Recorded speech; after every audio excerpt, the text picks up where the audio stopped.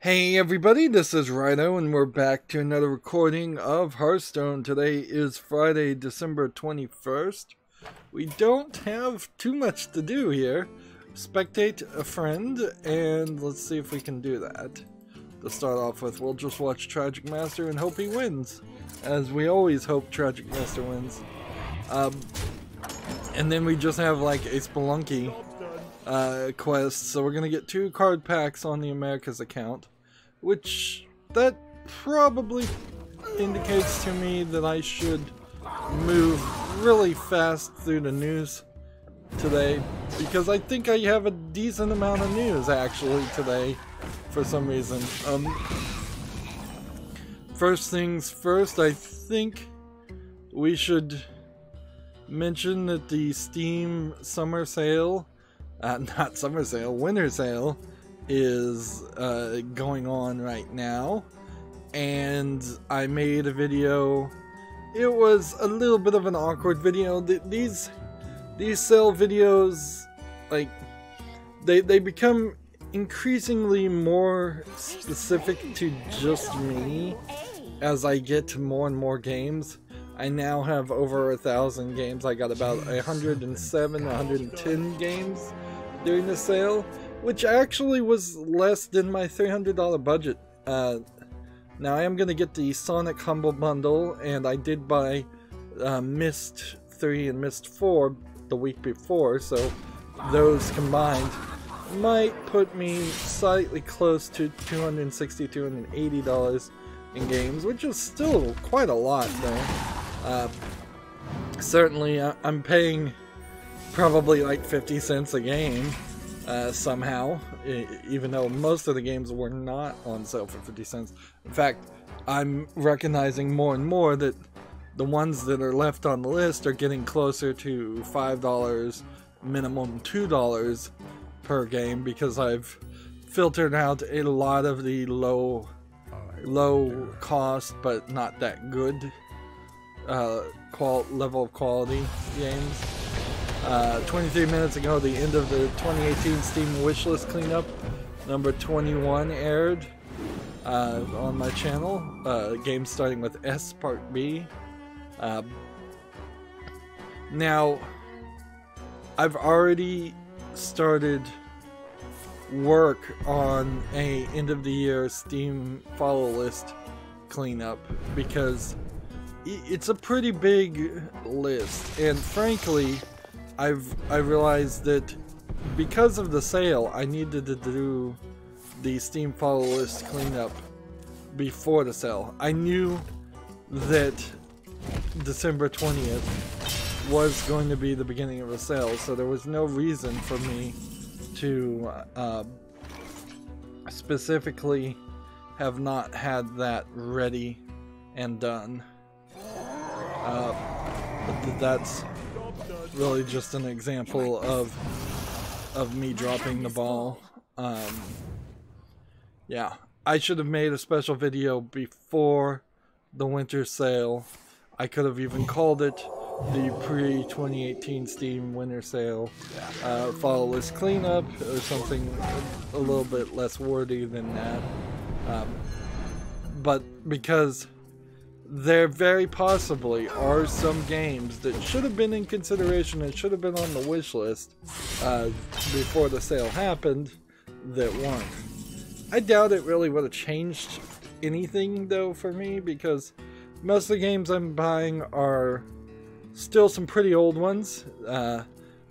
Some of them are still a lot questionable about whether I'd ever play them.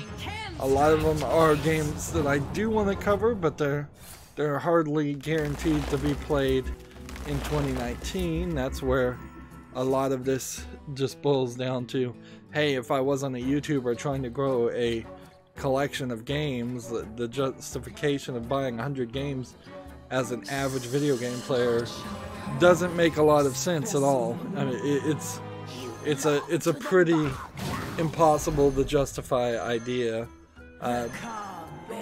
I don't think most gamers, even as much as I was playing before I decided to be a YouTuber, I don't know if I really played 100 games in a year's time, but there certainly is some catching up I'm trying to do too.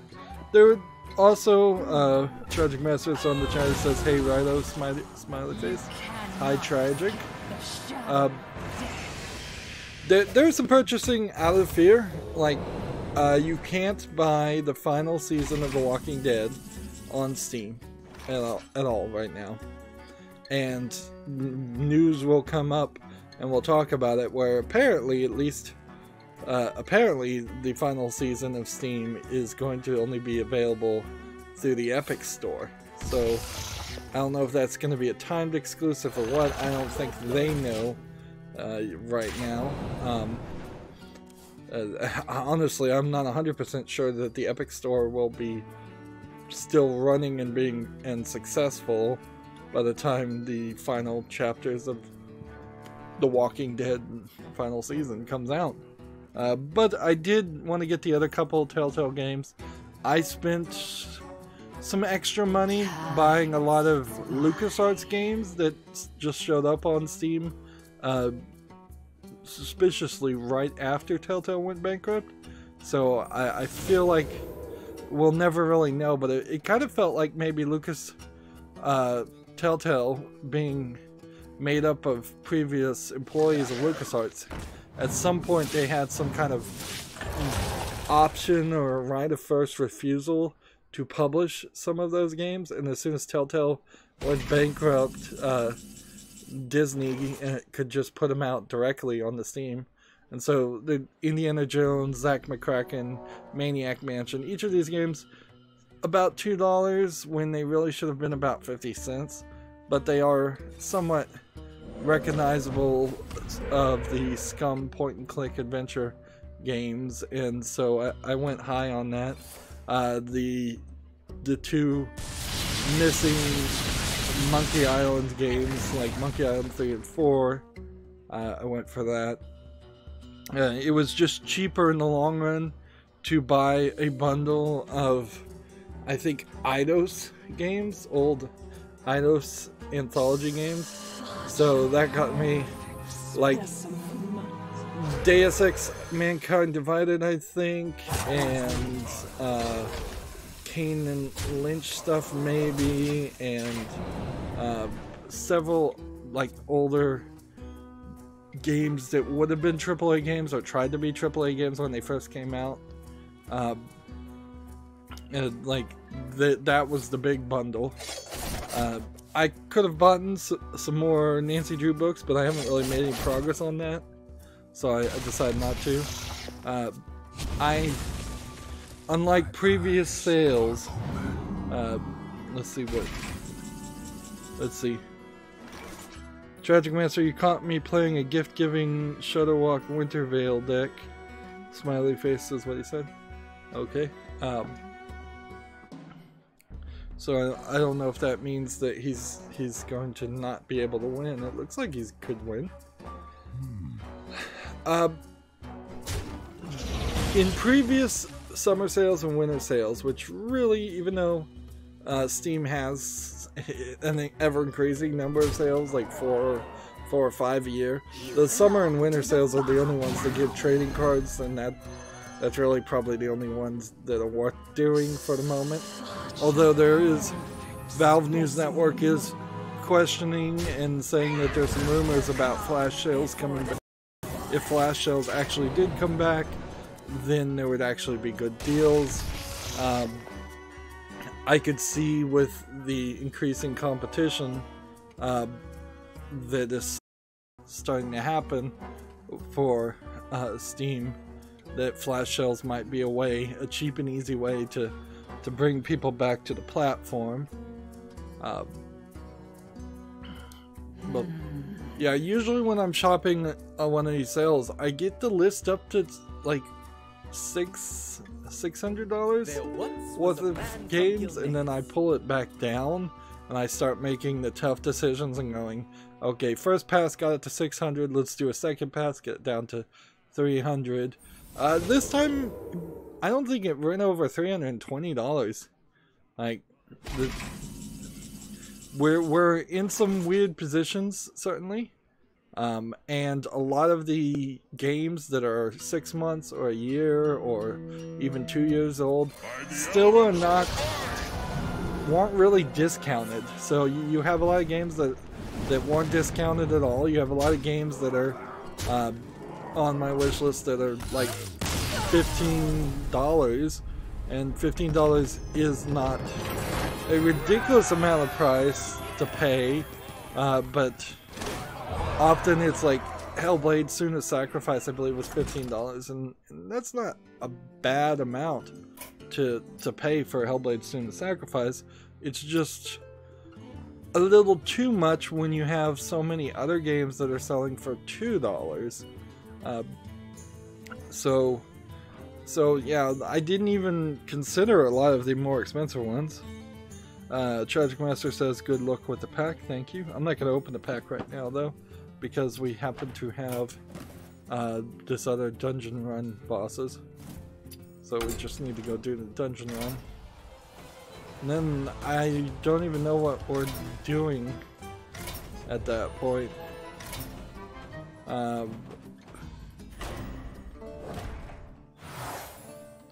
Let's see. Double my starting health. What are we playing? Just a hunter.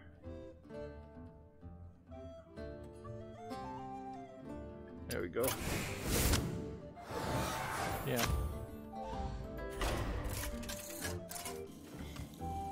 So yeah, there's kind of not even a lot to say there. Like, there were some games that were bundled as 2 games, and like the first game in the series was $2.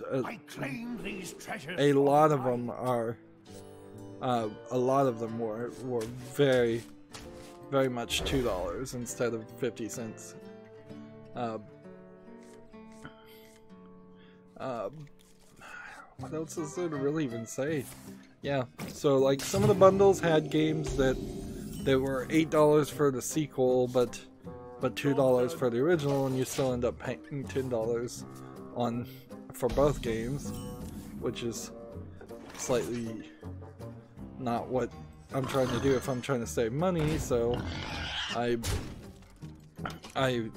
took some games out of bundles to save money in the short run, possibly cost more money in the long run. I bought all of the Sega Master Drive games, Sega Genesis Master Drive collection, so I had already been given, or yeah, I think I'm fairly certain that like 6 of those games have been given away for free through the Humble store, and so I duplicated them. At that point, technically I guess I got the games for free, but also I kind of purchased them too. That brings up an interesting thought about disclosure. When you have a digital currency of sorts like this, and you get something given to you for free earlier, but then say the next day you buy the bundle that would have, well, it depends if the price changed, I guess. Technically, I guess it's easiest and best just to say you still got those games for free, even if you did buy the bundle that would have given you the games for the same, even if it was the same price. It's not really a decision I have to regret. It was like $10 to buy all of the Sega Genesis Master Drive collection. How many of those games am I really gonna cover? Very possibly none of them, but it does make it feel a lot better to have those games on your Steam account, so you can then go get a ROM somewhere and play those on an emulator if you want to. So, like, that's just more filling in a gap than anything else.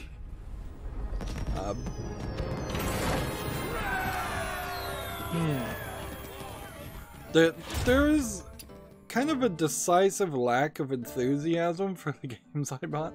Like, I can't even really remember what I just bought. You can look on my profile activity if you can find it.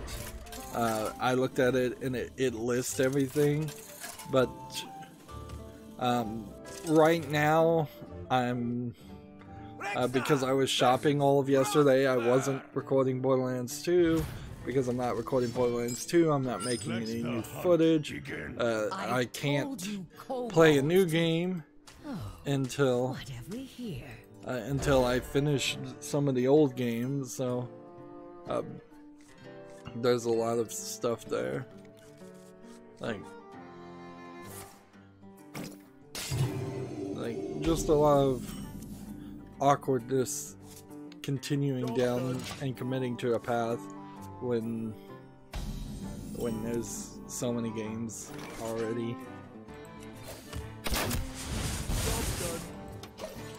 Like, I don't want to get to the point where I'm just buying games every sale and I'm not even playing any of those games.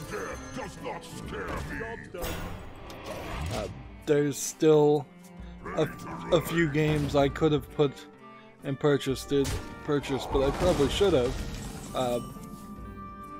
That are just games I've already covered, and they just aren't on that account. And I'd like to not have to bring that conversation up every time I look on the wish list, but that's a hard decision to make too, to buy games that you're literally not going to buy. And then there were some games that that also were just the beasts obey me.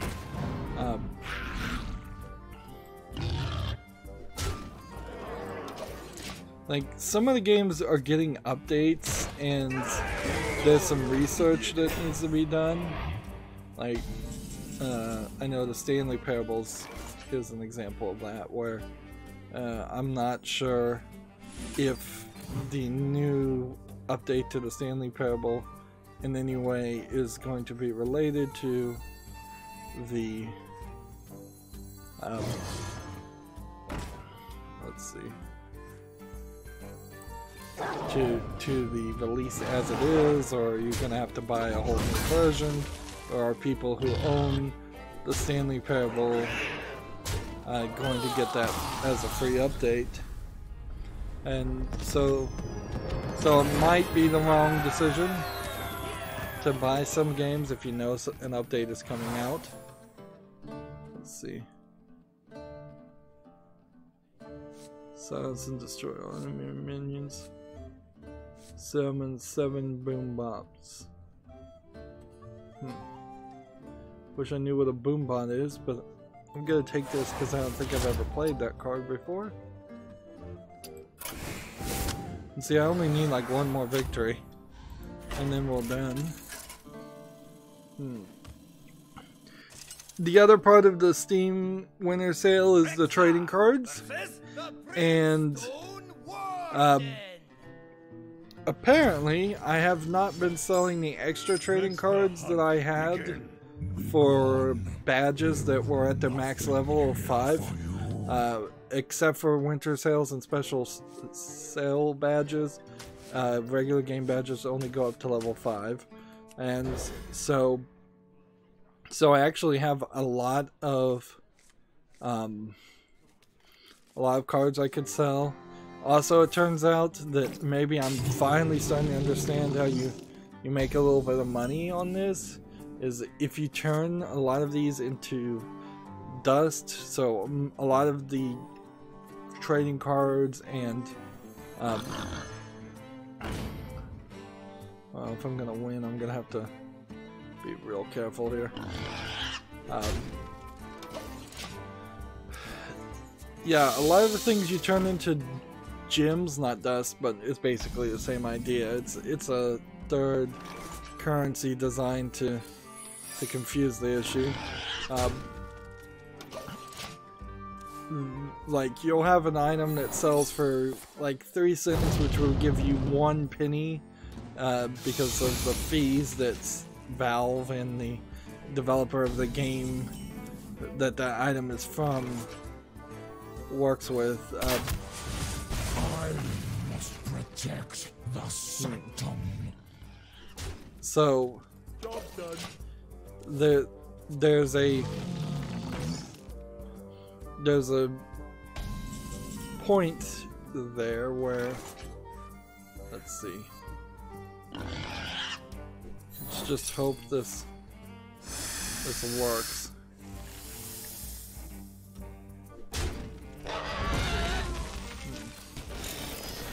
Job done. Okay, that should work.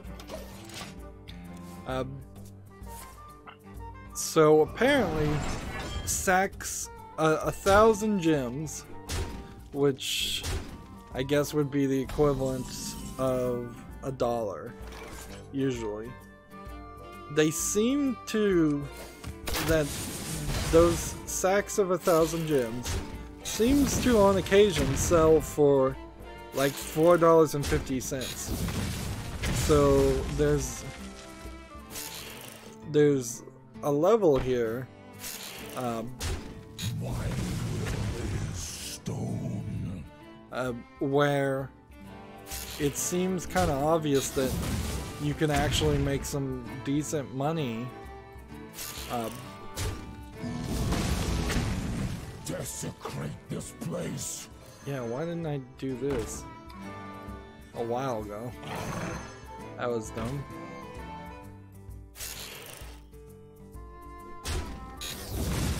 I probably wasted killing that one.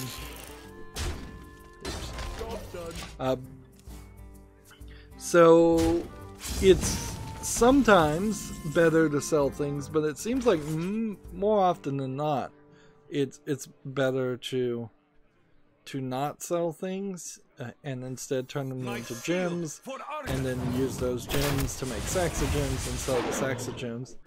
And I'm gonna do some heavier research now of every like trading card badge that is still in progress, and I'm going to look for what they call booster packs, which have 3 cards in them and a chance of dropping foil cards, which it seems like now that I've crossed the level 80 on trading cards, I'm starting to get more foil cards, which would sell for a high price. So I put like $25, which is way too much. Like, any money to spend on this is insane. I'll fully admit that. But I put that $25 in my Steam wallet, and I bought a bunch of booster packs, but I need to buy the cheapest booster packs to get maximum value out of it. And some booster packs are rather expensive at like 50 cents each. Some booster packs are rather cheap at 6 cents. A lot of times it is confused. The issue is once again confused because you don't actually have the same amount of cards or trading cards you need to make a badge for each game. Some badges only require 6 cards, some badges require 8 or 9, which completely changes the calculation. So I'm gonna have to do some math. I'm gonna have to look at the price of every booster pack and like order them and say, alright, this is the one I should be buying booster packs for. And I have about $7 more. I'm not sure I even want to get too far into that. And you kind of have to wait because I'm still going to get trading card drops for the winter sale badge until the end of the sale, which is January 30th. So until that has happened, I need a little bit of cash extra just to fill in any gap. So I'm kind of done already, and I'm gonna just have to do preparation for next sale, which happens probably in the new year. There'll probably be a New Year sale, but I very possibly won't open it. These are classic packs, so since I have, I think, a complete collection of classic cards, like, I don't think I'm looking for anything in classic. Or if I am, I'm looking for one legendary. So, wait a minute. I opened 10 cards and 9 were marked as duplicate. That leaves, I guess, the golden that it's considering not a duplicate. I don't know if these are actually new cards for a different expansion. So, disenchant that for 50 dust. We're not anywhere to the point where it makes sense to try and have a golden collection. Let's see.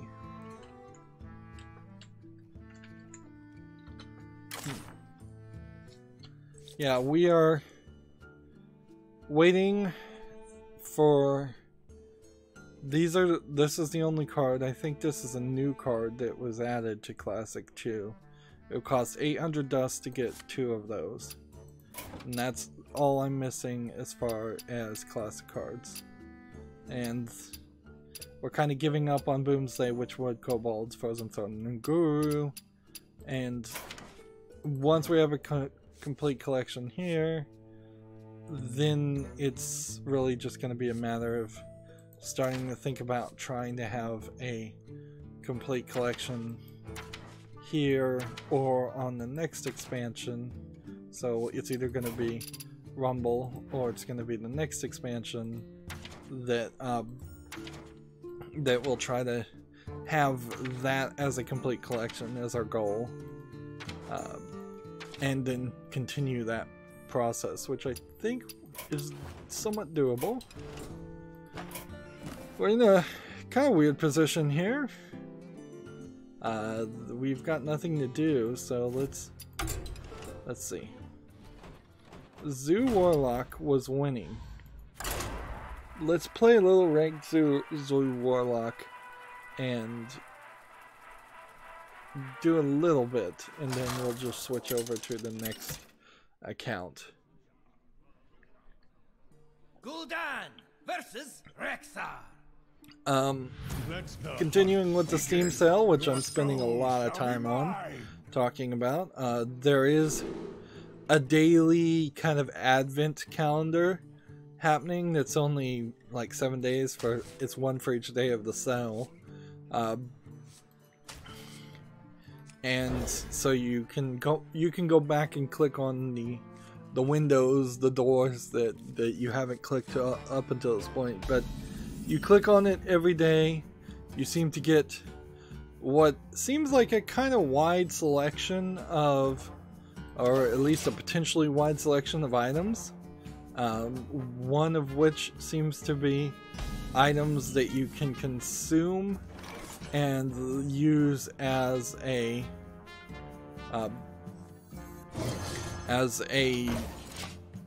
individual trading card towards a badge.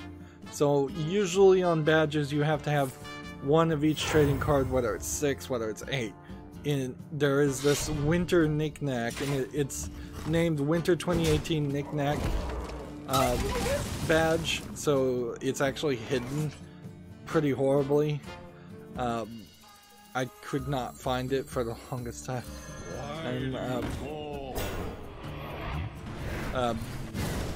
So every item you consume gives you a little bit of XP.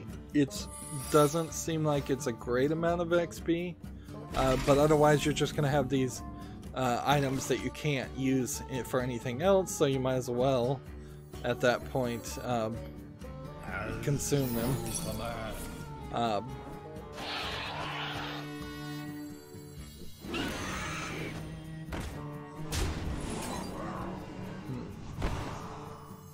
Do I want to kill this guy? No, not yet. So you can get these consumables, you use them, you level up your secondary badge on top of the regular badge for the winter sale, where you just get cards for every $10 you spend, or for looking through the discovery queue, or from just buying it. I suppose the way you would upgrade the knick-knack badge is you're gonna have to trade knick-knacks on the marketplace with people, or well, trade with people or buy them on the marketplace, which that doesn't sound like it would be a very good way to go. At least right now, I'm in a scenario where the that was explosive trap. I should have seen that coming.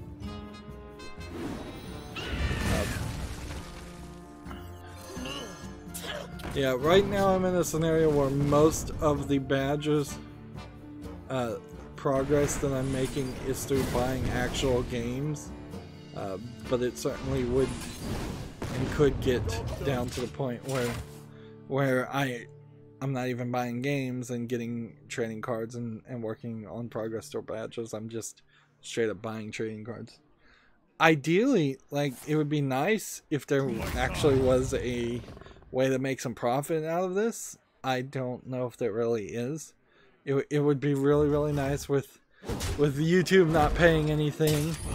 Like, if I could, at every Steam sale, somehow make and sell cards and make $200 or $300 every Steam sale, that would not be a livable wage or anything like that, but it would be, you know, a nice potential outcome. Of course, it is through purchasing games, so I'm investing hundreds of dollars to maybe in the long term make some money. I know the real money would be buying and trading Counter-Strike Go skins and stuff like that, but that's also some randomness and weirdness, and would probably require me to play Counter-Strike Go, so I'm not getting into that yet. I am very much into the thought, or would like to be into the thought, of what they call passive income, which is probably a pipe dream more than anything, but it's the idea that you set something up so that it constantly pays you. YouTube was supposed to be a passive income of some sort, because the idea would be I'd make the videos, and then while they probably wouldn't make a lot of ad revenue, they would always make a little bit of ad revenue, because there'd always be some random new person watching a really old video of mine. Of course, you have to be monetized for that to work. I wonder. Yeah, YouTube said they de-spammed and they kicked out people, spam accounts on people's channels. I don't know if I just didn't have any spam subscribers. I wouldn't be surprised if I didn't. That being said, I have heard rumors that a lot of the big time YouTubers who got successful because they cheated the system and, like, had spam accounts. They paid spam accounts to subscribe to their channels, and that tricked the algorithm into suggesting their videos more.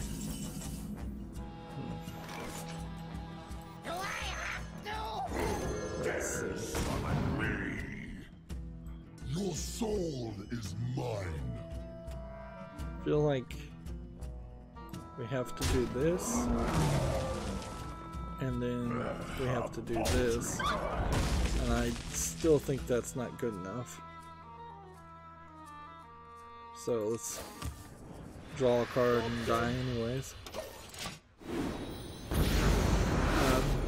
But I imagine right now, in modern time, if you tried to buy a bunch of fake subscribers on YouTube, it would just get caught immediately.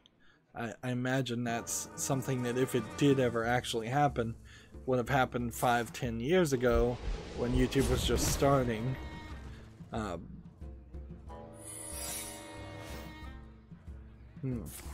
We're in a weird position with a lot of websites. Certainly, it's people don't want to be on Patreon anymore. So where do they go? People don't want to be on Facebook, so where do they go? People don't want to be on Twitter, so where do they go? The answer of where do they go has yet to been really answered for any of them, so everybody just gets stuck with these terrible services, and it seems like in a lot of ways, a lot of the internet is turning into your cell phone companies. It's like, well, nobody likes Verizon, so let's go to AT&T, but wait, no, I don't like AT&T either, so let's go to Sprint. But wait, no, I don't like Sprint either, so let's go to T-Mobile. And it's like, well, I don't like T-Mobile either, so where do I go? It's very, very possible and easy to have legitimate problems with all four of the sort of main cell phone companies in the United States, and then you're left with these third-party companies that really are just piggybacking off of those four major companies, and they might give you a slightly better deal in very specific scenarios, but they almost certainly don't give you a good deal, generally speaking.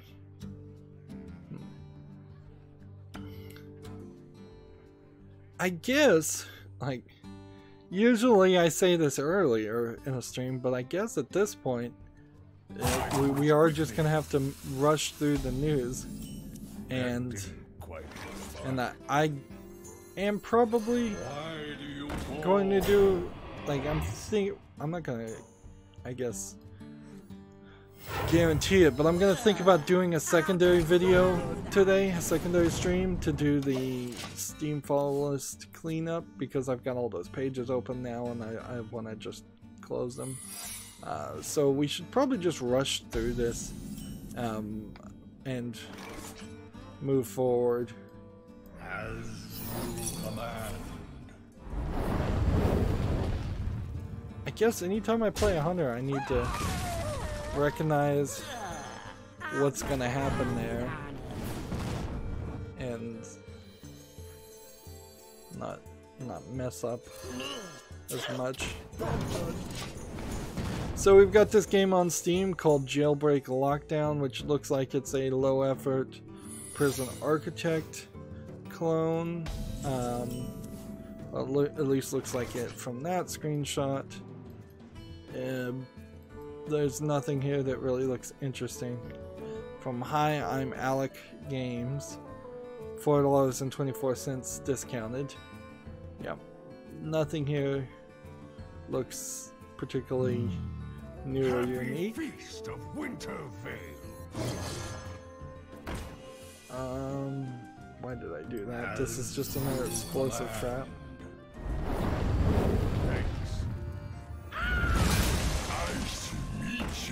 I really need to start paying attention to Hunter.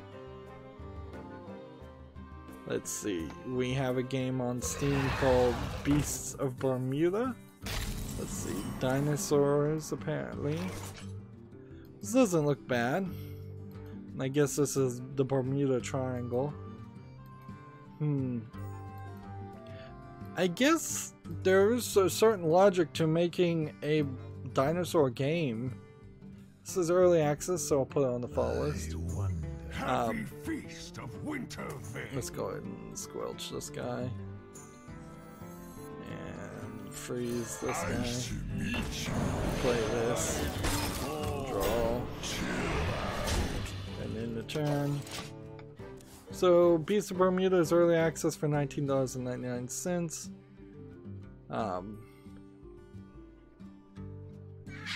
I'm looking at this early access. There is a section that says, why early access? So, apparently, while I bet Steam doesn't look at it or care, apparently there is some level of justification that they ask you to give to consumers to explain why this game is in early access. I'll put Beasts of Bermuda on the fall list. Now the fall list cleanup is going to be different. Like, because I went through it already once. I took out anything that still doesn't qualify, so it doesn't have 20 reviews, whether they're positive or negative. Anything that's still in early access, even if it does have 20 reviews.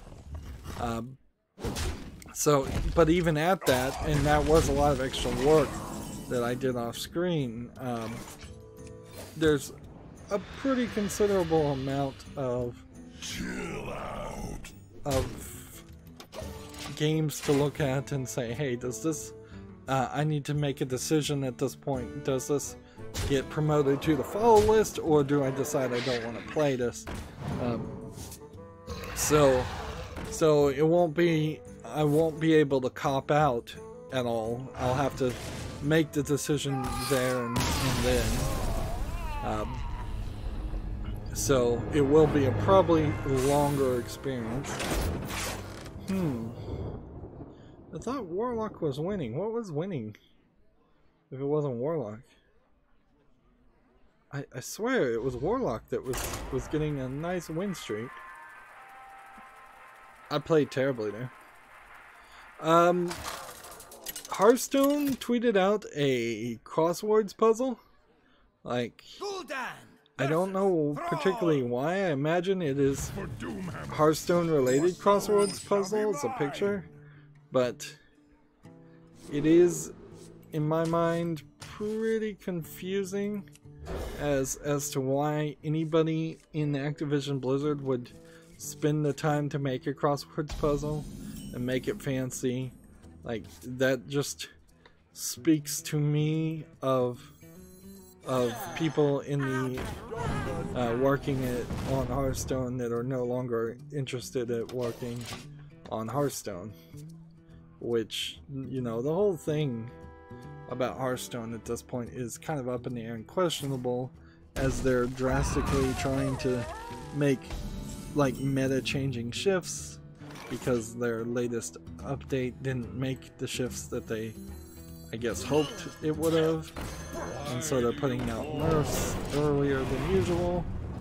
Meanwhile, the rest of Activision Blizzard is crumbling around them, and most of the long-term employees of Activision Blizzard seem to be slowly leaving the company. So, yeah, I guess if Ben Brode comes out in a year and says, hey, I have a new card game, I wouldn't be surprised. And I'd be kind of happy for that.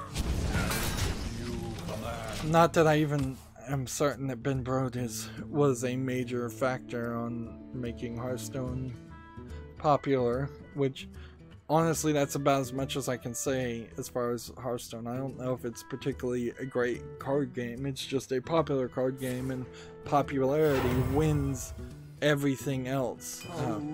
Like, you could say the same for Magic the Gathering. I don't know if Magic the Gathering really is a great card game, but it is a popular card game, and that's all it really needed to be. As you command. Nice to meet you. Let's see. Just gonna end the turn here. Next we have a game on Steam called Mon-Girl Tiles. Which looks like it's Monster Girls. Like, there have been a couple of animes that came out in the past couple seasons of Monster Girls, but looking at this animation style, I don't think this is particularly your standard Japanese animation style. So this is probably, if I was to guess, this circle here indicates who wins in a fight. So green beats yellow, beats blue, beats red, beats gray, beats green. And so you put tiles around trying to win that. It looks like it might have a little bit of a visual novel elements, but probably not that much. Now visually this isn't very appealing, but it's $1.99, and it looks like it might be a slightly interesting game for maybe a brief time. Maybe you could stretch it out and catch my attention for a longer amount of time. Let's see. Shield. Do I want to play this? Almost out of time. And we'll just get over that and do that. So Mongol tile. I'll keep that on the fall list. We'll see how people actually like it. Next, we have a game on Steam called Big Bash Boom. Where's my mouse cursor? Way over there. This looks like it's a cricket game with a lot of flash on top of it. Like, yeah, it almost looks. I don't know. Do you do home run derbies in cricket? I don't think you do. I think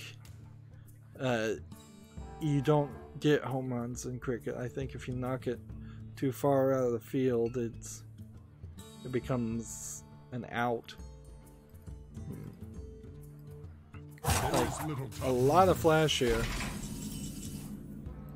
I've come to realize and resolve, though, that I'm just not going to be playing any sports games. This game is $39.99. Like, I just will not be playing those type of games in the next year period.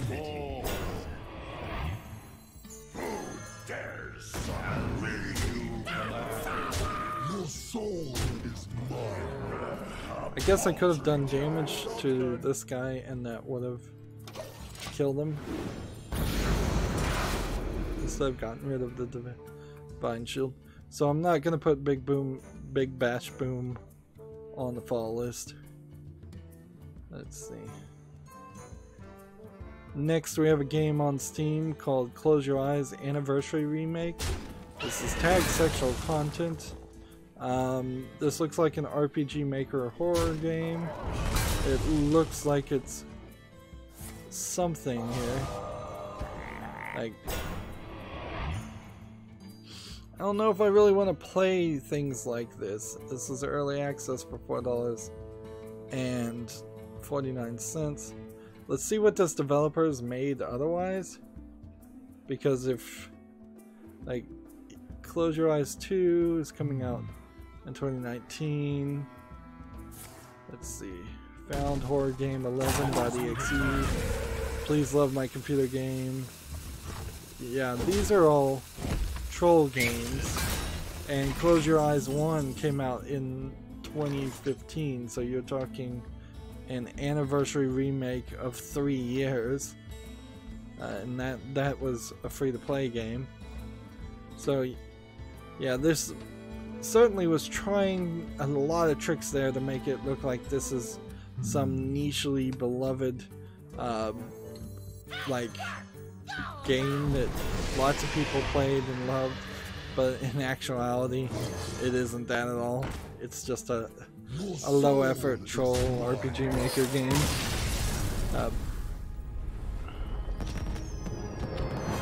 Let's see.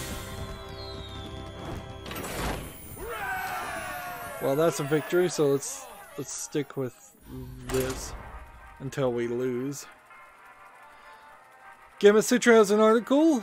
Gris, the game GRIS, has turned a profit after 1 week on sale, which is confusing, certainly, for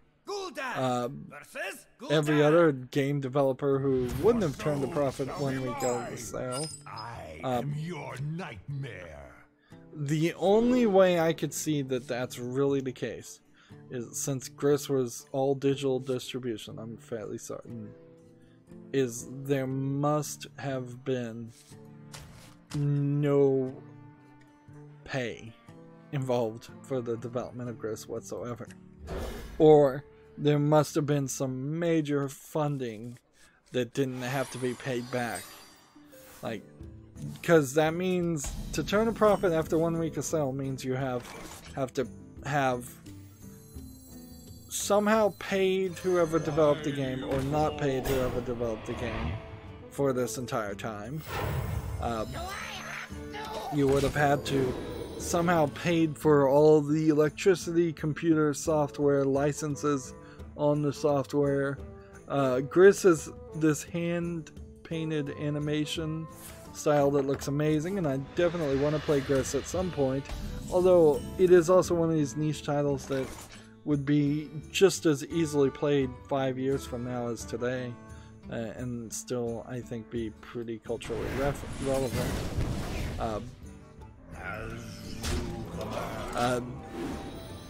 But that hand-drawn animation style, usually that comes with the high price tag of Photoshop and a tablet, or at least a scanner to scan hand-drawn animations in. So where did the money for that come from? Like, it is rather questionable, like, how you could turn a profit that way. I mean, that's not the normal in any video game at all. So I guess what you could say here is maybe this is sounds like shenanigans more than anything. It's a bad announcement, honestly, to say this. You would have been better saying, you would have been better waiting some time and saying Gris has made like over 1,000 sales or over $1 million in sales, which maybe it won't make $1 million in sales even because it's kind of a indie style game.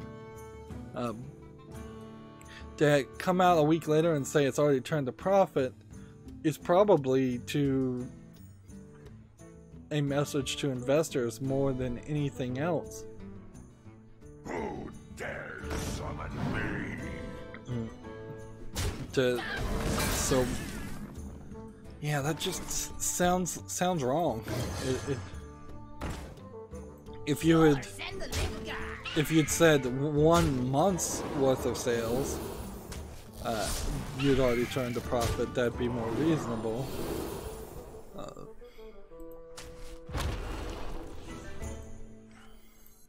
Nice to meet you.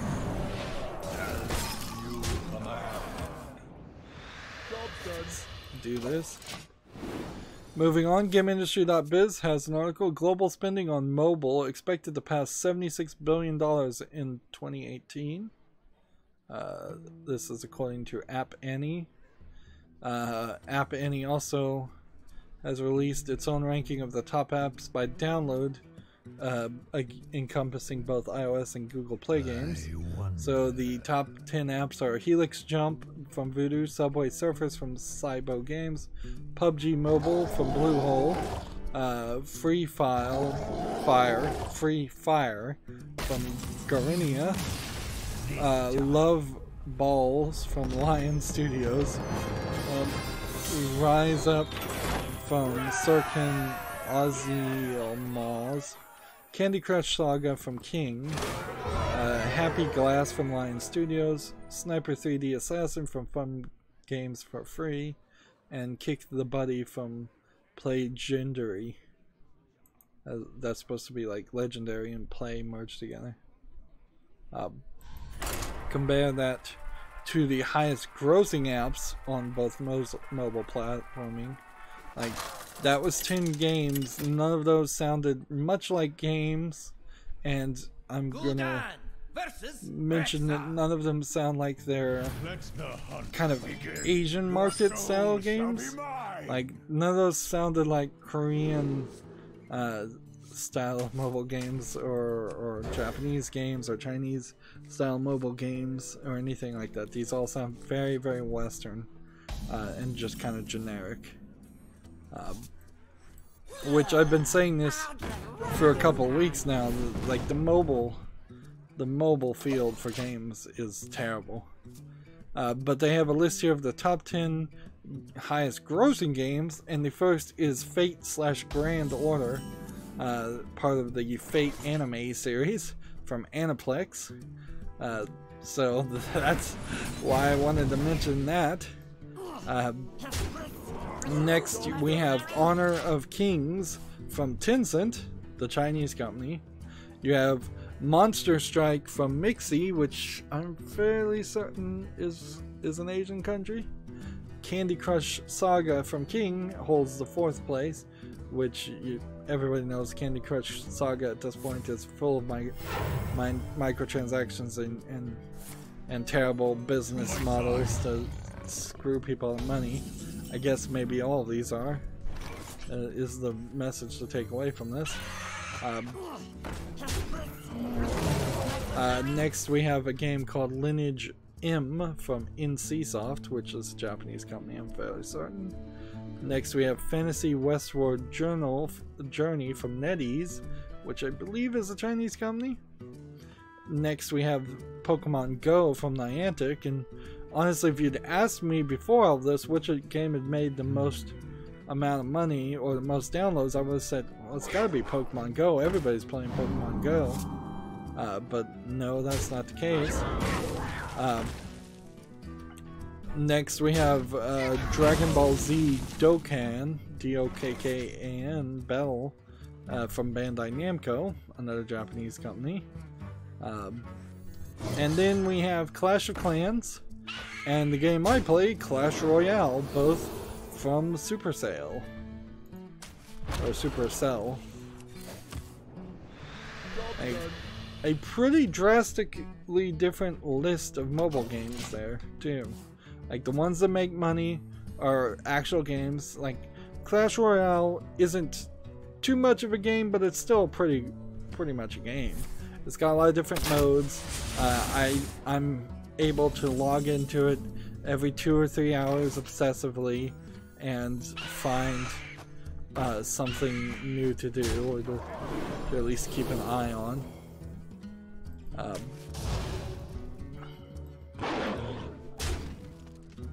Let's draw a card. Clash of Clans, I imagine, is the same. Pokemon Go, again. Like, none of these games really are huge games. Nothing like Infinity Blade, which has now not been supported. But the list of the top grossing sounds a lot more like games than Helix Jump or Subway Surfers, which sound like very generic and basic things. Alright. If I played this, Unleash me. and then do this, and then do this, if I can just get that Wind Fury, we can do this, and we can take that, and we can win. So the strategy keeps on going, the streak keeps on happening.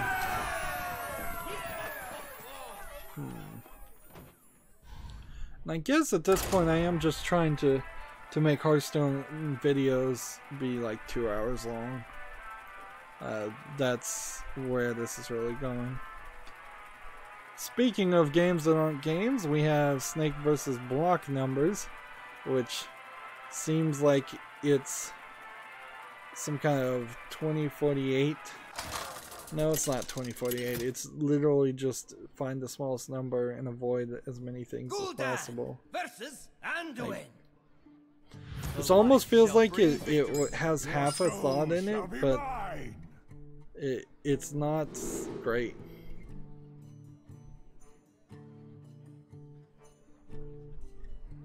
Like, yeah, 74 cents discounted. If there was more polish on this, and if I could understand whether you're avoiding the block numbers or you're aiming for the block numbers, the game mechanic with some more work, with some more polish, would keep my attention. But in its current form, I'm not interested. So yeah, that's not making it to the fall list. Next we have a game on Steam called Wave, which seems like you're basically doing a very similar game. You're just going back and forth avoiding things. We somehow ran into running into games just about avoiding things, which is kind of typical. This looks like your standard one screen Unity style game. It's discounted to 74 cents. Wouldn't be surprised if it's actually from the same developer as the previous game too. So yeah, that's not going to the list. Yeah, this is actually the same developer, because next we have a game called Maths Challenge, which, like, honestly, I'm not going to Steam, and I'm not going to trust any game on Steam that pretends to be educational like this, because they're all these like really low effort things. And frankly, an educational game should probably be a cell phone game at this point. 74 cents discounted. So let's just look at this developer. So Infinite Fail or Infinite Fall, Game of Life, Fly to Plane, Gravity Puzzle, Circle Pong. Some of these games are negative reviewed. Most of these didn't even get enough people to buy them to review them in the first place. Just a long list here of, here's Snake versus Block Numbers, here's Wave. Like, he's just flooding the Steam marketplace with uninteresting, generic, bad games. Like,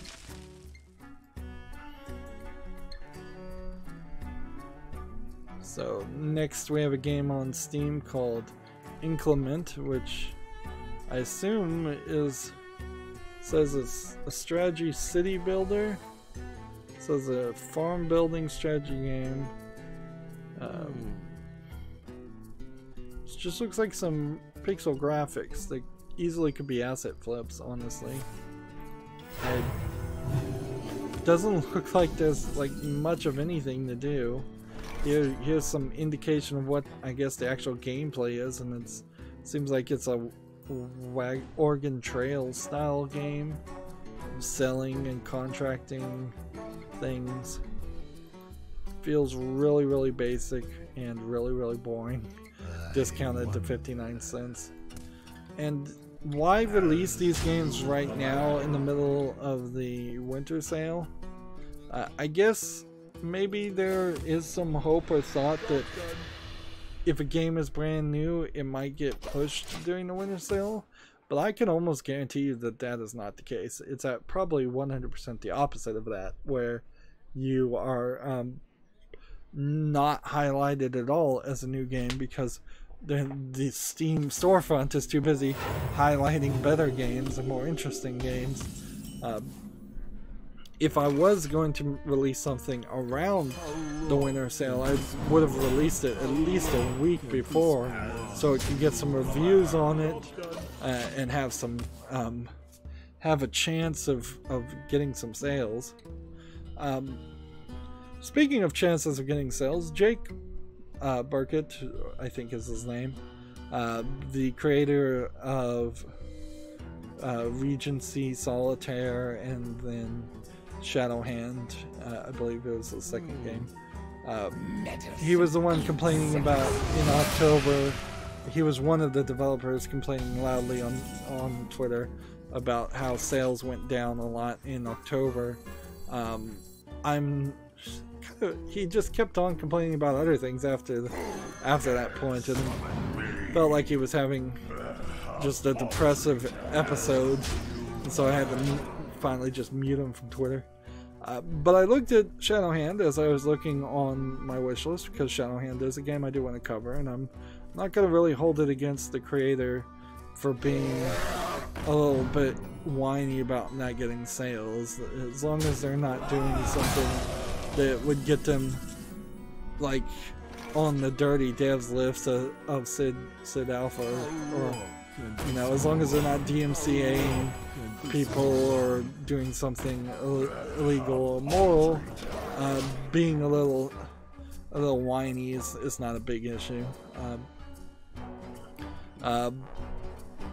but I looked at Shadowhand, and it's 50% off right now during the sale. 50% discount is not a very big discount. So if he comes back and complains that he didn't get the sales he would like during the winter sale, well, in part that's probably because you didn't allow them to lower the price, or you didn't lower your price. I'm not even sure how it works in the winter sale. I think I'm fairly certain that the creators of the game set a limit on how low their game can go. And Shadowhand, to be fair, is a relatively new game, so I could see how, generally speaking, you would say, I don't want this to go down below 50%.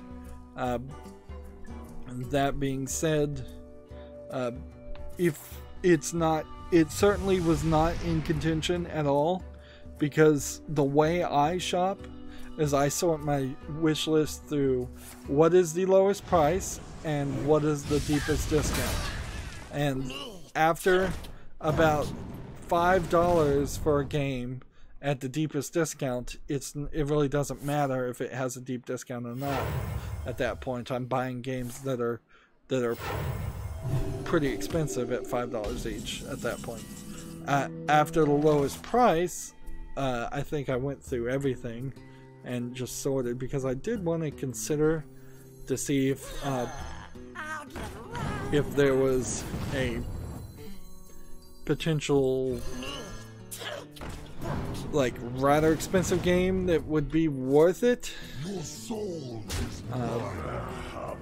I didn't really find anything. Cuphead was like one that kind of made some slight sense. Like, I was thinking about getting Cuphead, but Cuphead has this new DLC, so I'm kind of wondering if maybe there's going to be a Game of the Year edition when that new DLC comes out. And Cuphead was like $20, I think. So it was still, that was like one of the games that was expensive. Hellblade: Senua's Sacrifice, Cuphead. I think I did buy The Evil Within 2, although I'd have to double check just because I've already covered that.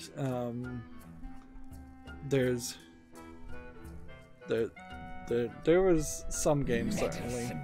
And then there's some games that are questionable too. Like, I have Mortal Kombat 10. Do I really need to buy Mortal Kombat 10 now that Mortal Kombat 11 has been announced? Did I ever need to buy any of that? I don't know. The wishlist is, since I'm not really buying any of the visual novels or the adult games, the wishlist is increasingly being full of those type of games. And I guess that will just be the way it goes, because that list is just not going to go away until, or if Steam ever allowed us to have multiple wish lists. At that point, I could put all the adult games on a secondary wish list, and then that would just leave a much smaller number.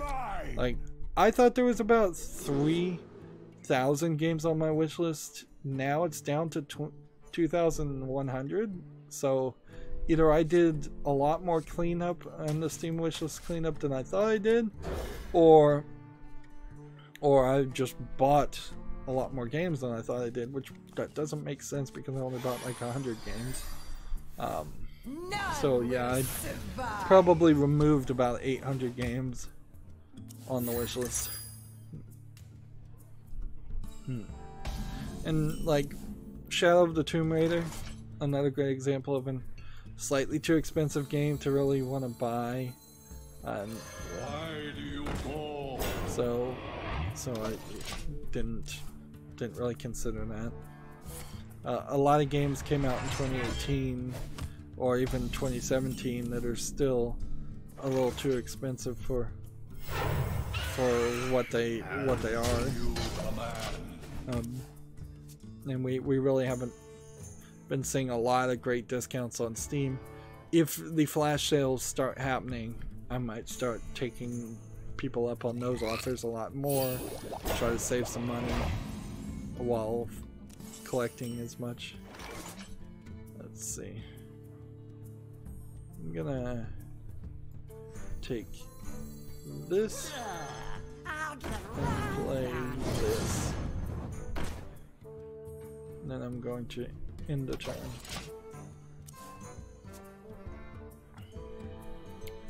So next we have a game on Steam, Football Manager, the #United challenges. I guess soccer and cricket are starting a new season right about now because there's a lot of soccer football games coming out. This is like a mod for Football Manager 2019 also, so it's the same game. Your magic shall not save you. Killed my cart. That sucks.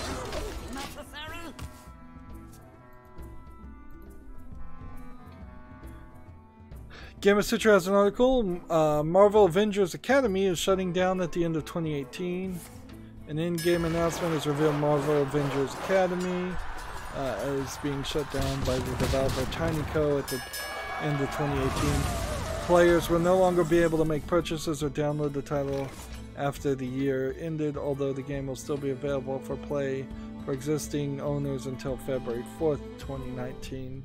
So yeah, they're definitely shutting it down.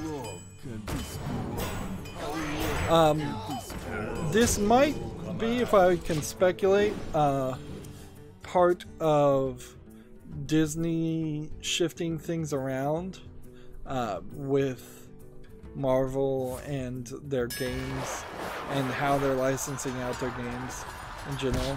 I've even heard rumors popping up that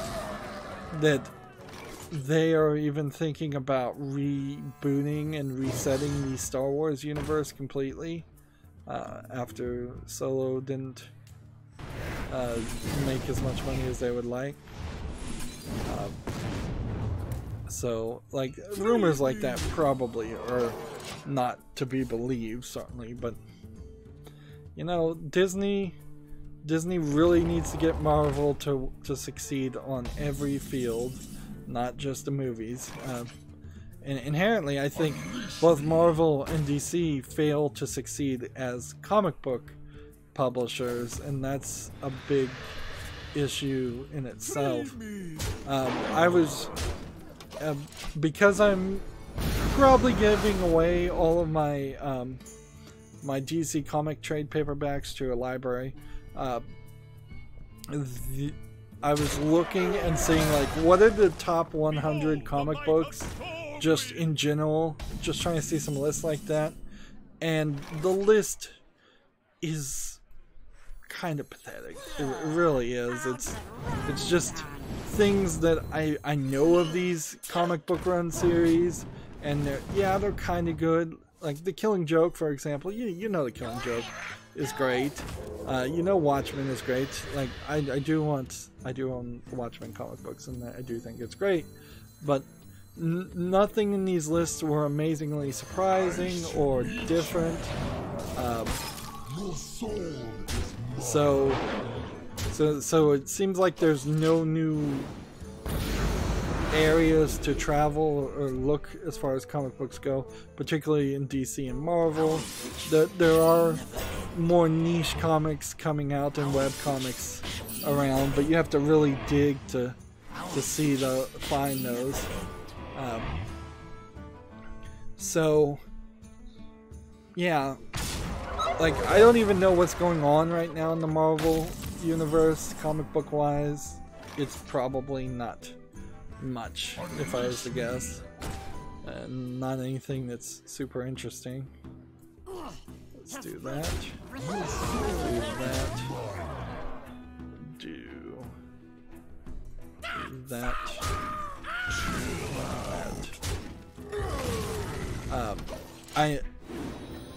We kind of know that DC needs to do some major things with its movies. I guess what Marvel should do is they probably need to make half of their lines just the same story as the movies. that would be the best way, is just novelization of the movies. The movies are old, so it would be pretty easy to say, hey, we're gonna have you make a new series that's part of the Marvel Cinematic Universe that talks about the events before, during, and after the Captain America movie, and that'll be a year's of story. So that'll be like 12 or 13 issues that we'll put out, and then we'll bundle that with with something like a Blu-ray of the movies, and then it'll just be a tie-in advertisement. The fact that none of the Marvel movies didn't have kiosks selling comic books of Marvel comic books in the movie theater is ridiculous. It's just such a failure. DC could do the exact same thing. DC in particular needs to stop with Batman. Like, a significant amount of all the DC comics in the New 52 series, which is what I read, and now they've moved on to the Rebirth series, centered around Batman, and it's just ridiculous. Batman or the Bat family in some way. Let's switch over to the European accounts now that the streak is broken. So yeah, you could easily make a Constantine Swamp Thing movie, or a Constantine or Swamp Thing movie. You can make an Animal Man movie. You can make movies that are slightly related to some of the characters that wouldn't even be recognizable as a DC character, and the DC TV series seems to do a pretty good job with that. So maybe it's just that movies aren't the right place for DC comics. Let's see. Tragic Master says, hey guys. No, Lemon Lover says, hey guys. Tragic Master says lemon and then heart with emojis. And then Lemon Lover says hey. And then Lemon Lover says heart. So, hey Lemon Lover. But honestly, the only comic books I've decided to hold on to, we need to just play Paladin class cards, that's easy enough, is I'm going to hold on to, well, I'm going to hold on to The Walking Dead because it came with a video, the Xbox 360 like collector's edition. I don't know why I got the collector's edition of that game. So it's like this big book of Walking Dead things I've never read. Because it's black and white and too big. It's literally too big of a book to hold comfortably. So how are you supposed to read it? And I don't like really big books where you have to bend back the spine and just like ruin the book to read it. I like to be real gentle with books and not crack the spine, and if I can avoid it. Holding on to that, I'm holding on to the Sandman series because I love that. That was great. I'm holding on to the Watchman series. I'm holding on to Why the Last Man and Ex Machina, which are incomplete series. I've only read the first volume, so I'm going to try and commit to actually reading those. So there is a little bit of comic books. But I was thinking of maybe doing like Scott Pilgrim vs. the World, but probably not. The movie kind of sucks, but I was thinking maybe the comic book series would be better. I was thinking maybe doing Lock and Key, and then there's some adult ones I'd like to get, but I haven't gotten around to getting them. I'd like to get the Sunstone comic book series. I'd like to get Ogloff, the webcomic series.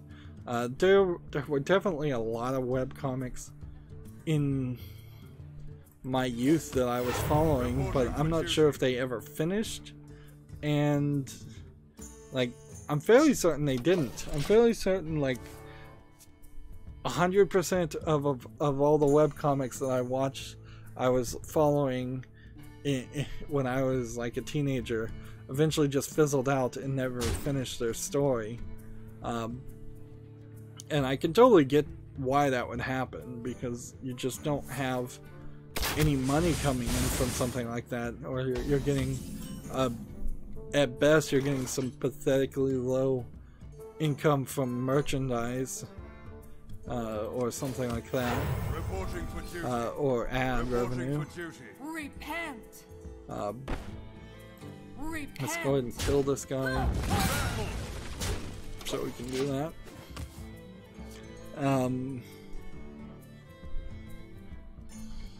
So yeah, and Ogloff and Sunstone are both examples of ongoing series, so they could also end pretty terribly. And like, for a while there, it looked like some of the webcomics, particularly of adult content, were going to DeviantArt, or they were double posting their content on their own website and DeviantArt, but also kind of unfinished or sporadic releases on those. Are there like Transmetropolitan to kind of get away from adult comics is something I might consider. There's a couple. Witchblade is a long-running series, so I don't know if I really need to or would want to read any of those. But DC and Marvel in particular, I'm pretty much done with for the rest of my life. Wow, I got off topic certainly there. We were looking at the Kama Sutra article, Marvel Avengers Academy, shutting down at the end of 2018. I imagine Marvel Avengers Academy as a comic book series is also going to be, if there is a Marvel Avengers Academy series. Why am I playing Wild? Oops. Didn't need to be playing Wild.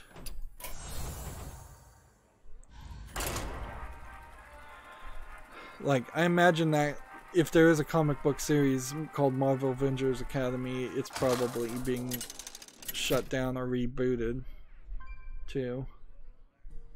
Like, comic books are, Marvel and DC in particular, are like the greatest example of not caring about your existing fan base in exchange for looking for more money and a potential future fan base that I've ever seen.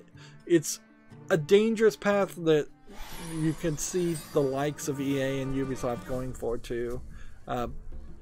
Or the best example, I guess, most recently would be Diablo Immortal. Not caring about the hardcore PC players that have been supporting Activision Blizzard for a long time, and instead going for the new China market, which is a pretty fictitious market at the moment.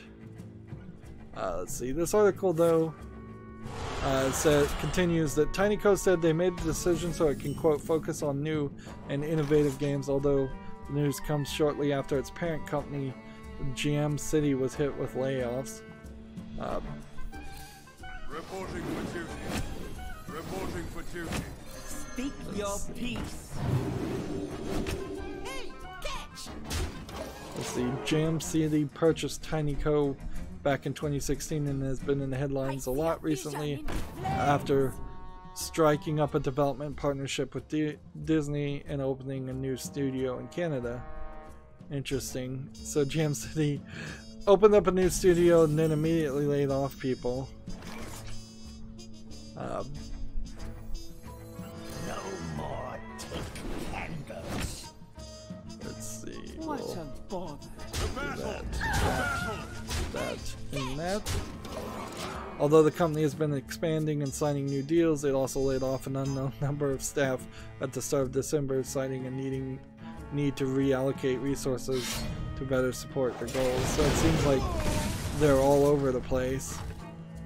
Like, in a lot of this might be Disney. too. It literally might just be Disney has changed who it wants to deal with and how it wants to deal with people. As far as Marvel and well, Star Wars too is going to be an issue. Speaking of issues, there's been two major stories for this last half of this year. Well, maybe three. One is the general censorship story between PS4 and Steam and just all of that. Which there's, I don't think, any new news on that front today, so I don't have to get into that rant. Although I did get into that rant during the Steam Winter Sale, which it's reasonable to make it.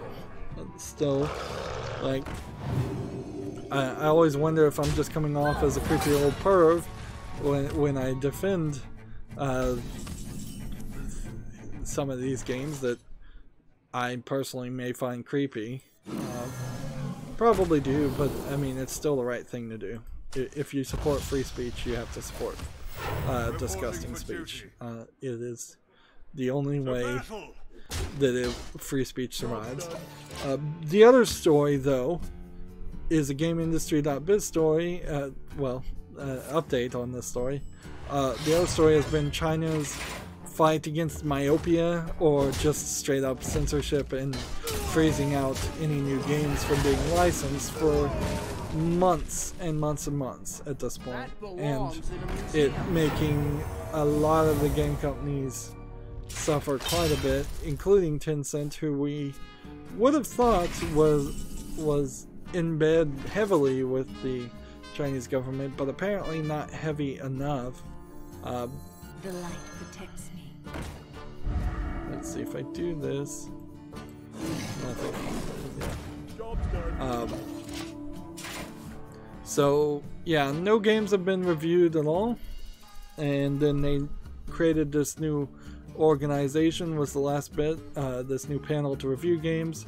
They looked at 20 games and they reviewed, they rejected all 20 of them, 11 for requiring more censorship, 9 straight out, like, just will not get approved regardless, which, as far as approval systems go, that's, in my opinion, a bad approval system. Like, the goal should be, we can give you recommendations to let your game be approved, and we'll work with you, and our goal is that 100% of all games would be approved eventually. It shouldn't be that we're straight up rejecting these games and nothing you change whatsoever matters. It's never going to get approval.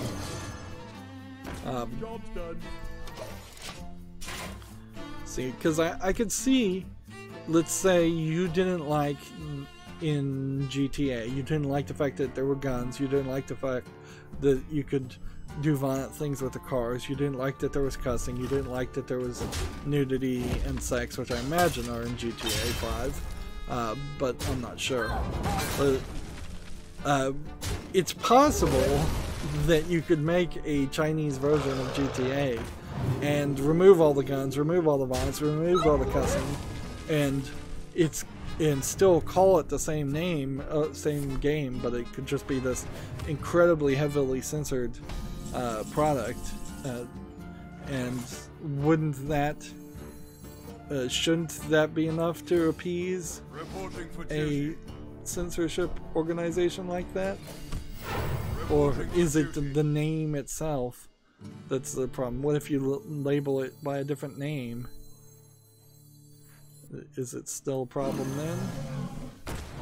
Like, the outright rejection of any concept is not something I particularly The light protects me. consider useful or smart to do, or something I want to see happen. Anyways, this GameIndustry.biz article, China ends freeze on game approvals. Government confirms new regulator is reviewing, quote, a big stockpile of games and it will hurry up to issue license. The article starts, here's an early Christmas present for anyone hoping to get their game into China. The gates are officially open again. An official at the Chinese Communist Party's propaganda department. I mean, when you literally have a department called the propaganda department, you've got something wrong. At least have the decency, like the United States, to name it something cute and different. Let's see. Confirmed that the nation's new regulator has complete reviews on the first batch of games, the South China Morning Post reports. I assume the South China Morning Post is actually a credible news reporter, because we've seen a couple stories come from them. These titles will soon receive licenses to be published and operated in China, ending the freeze on approvals that began back in March. First batch of games have been reviewed. Deputy Head of the State Administration of Press and Publications, the SAPP, we will hurry up to issue licenses. So this must be more than the 20 that were originally just rejected. Like, it kind of has to be. Reporting for duty.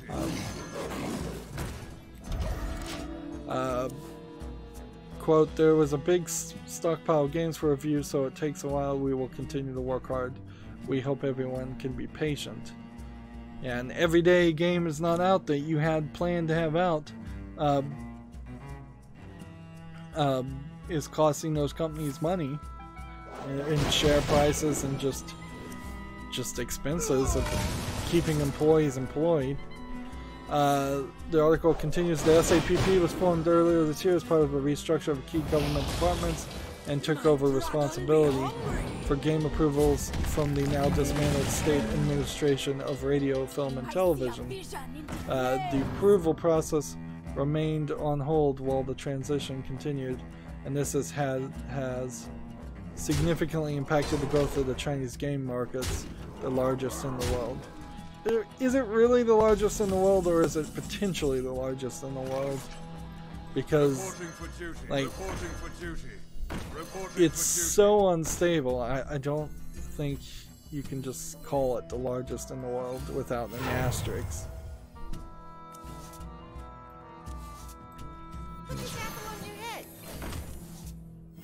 Reporting for duty. There we go. See, and I wonder if why, like, they don't ever really explain this in the story. They never explained why the old organization was dismantled. Did it approve too many games, or did they just want to get rid of some of the employees that worked there, or like what was the reason for the shakeup in the first place? Why did all of this chaos occur?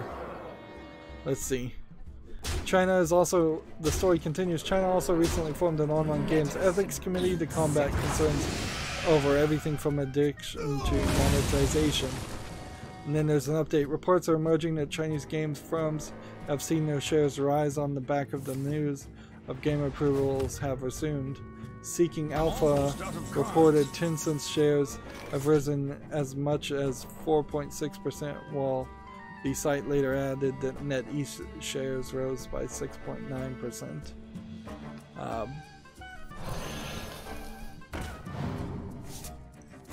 So, in the end, this is not one of those stories that is just done, unfortunately. We will have to see over the course of the next 6 months to a year whether games consistently get approved or consistently don't get approved, or how it works and how it goes, or how slow it is. Meanwhile, my recommendation to game developers is, unless you are a developer in China and you know that audience and that market very well, you should not be developing games to sell in China, and you should not be developing games for a Chinese audience. It's just not safe. Alright, do I want to break up the recording. Let's play one more game and then we'll consider breaking up the recording. Like, I need to rush. I'm taking my sweet time and I'm running out of things to do. Yeah. Don't move Rainbow Six Siege around and censor it just to try to sell it in China. Don't do that kind of ridiculousness. Like,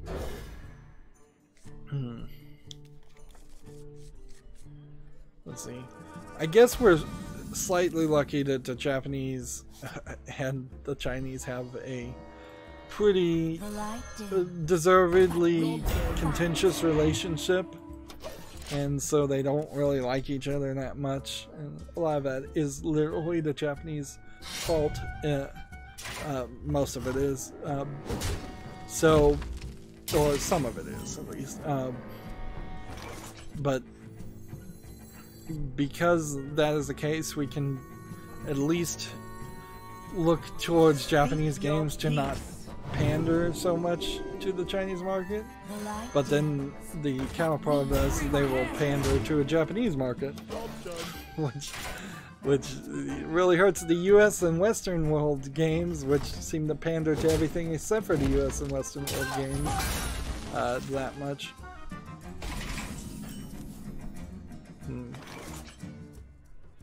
Let's see. I need to just attack because What a bother. this is probably explosive trap. Not explosive trap. I was surprised about that. The light protects me. I played that on the wrong side. Repent. Moving on, TechRaptor has an article, Kingdom Hearts Rewind review. The one that makes sense. To my side. Like, Kingdom Hearts is such a complicated and such a long game. Like, I don't think I could ever play it at this point. It's just, it's asking too much. Reporting for duty. It's, Speak your peace. I'm just gonna end everything here. Anyways, Kingdom Hearts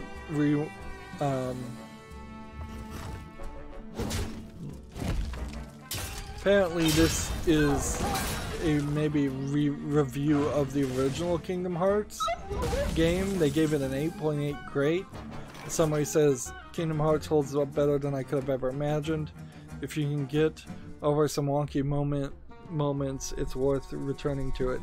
Pros: fun, simple story, excellent combat system, large enemy variety, tons to do, great graphics and soundtrack. Cons: dumb partner AI, iffy platforming, flying and swimming controls, and gummy ship sections are boring. Yeah, it was probably the gummy ship sections in particular that convinced me that I didn't want to.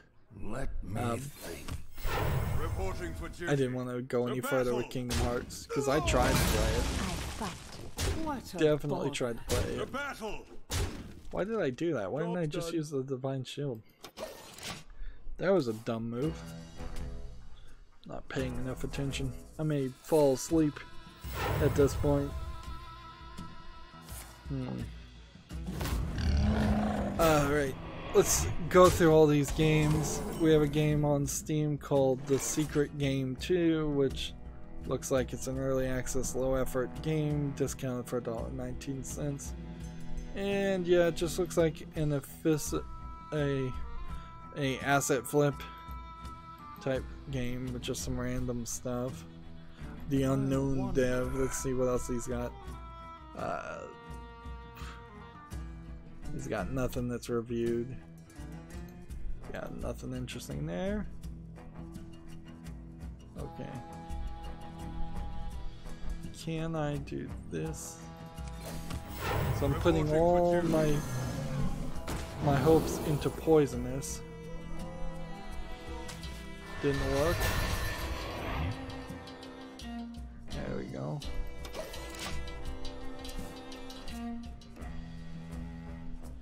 Next, we have a game on Steam called From Darkness, which says it's a strategy simulation 2D side-scroller.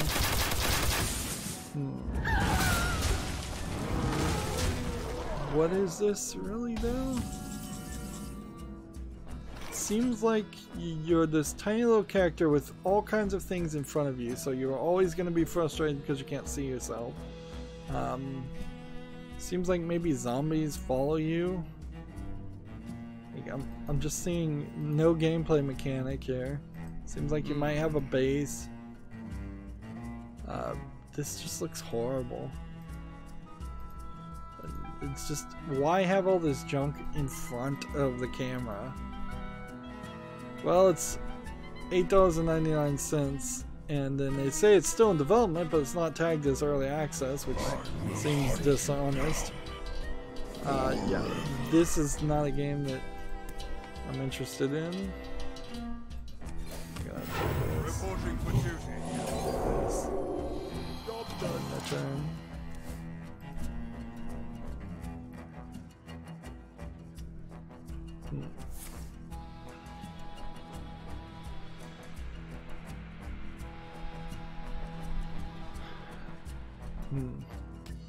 Next we have on Steam Dual Match Solitaire Winterscapes, which is published by Grey Alien Games, which is the developer of Regency Solitaire and Shadowhand. You can see this looks very similar to that game, those games, and this was the game, like, he was the guy, one of the developers, complaining about not getting enough sales. So he's publishing a brand new game. He's got it discounted 15% off for $8.49. Now 15% off for a brand new game is 5% more than you'd generally expect for a brand new game since it came out. And to be fair, I am going to put this on the follow list and keep an eye on it. Or, you know what, I'll probably just put it on the wish list. Might as well. But the problem here is you've got this as $9.99 for a game that, in all fairness, should have started at most at $7.50. And if you can't get the game down to $7.50 because of just how much content you put in it, you probably should take some content out. It's a crazy thing to say, I know, but you're talking a simplistic level-based solitaire game. It needs to be cheaper, even though it's highly polished. So that's kind of an argument about just like not pricing yourself into it.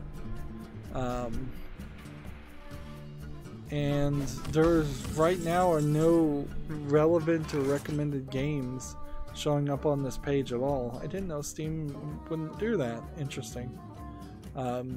So I was going to try and see what are some similar games that are available at the moment to see what it would really be like to have gonna go ahead and attack here. Surprised that didn't do anything.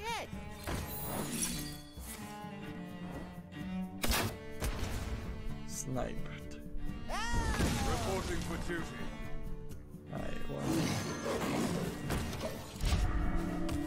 So I could probably find some solitaire games though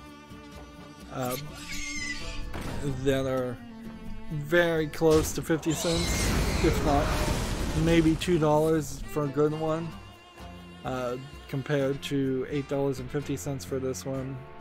And there's really no timeliness on this.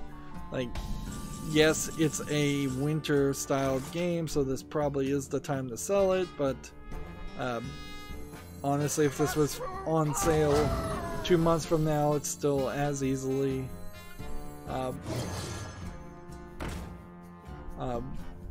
doable and playable as any other time. This game, for comparison, has 200 solitaire levels. You could easily have dropped it down to 100 and then charge half the price. Let's see, it says it has 12 additional solitaire variants, which seems like quite a lot. for these types of games. Reporting for duty. Mushroom punch! Says...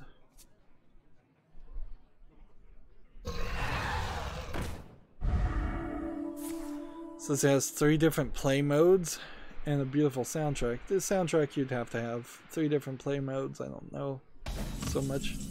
So yeah, I think you can definitely make an argument that there's just a level of too much polish on a simplistic game like that. For justice!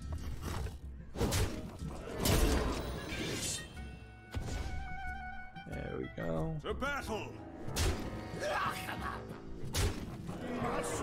I'm like 1 short. Moving on, we have a game on Steam called Duality. I'm trying to give this one a fair shake, but this dark screenshot syndrome is certainly not helping anything. It looks like it's a platforming / lightbox game.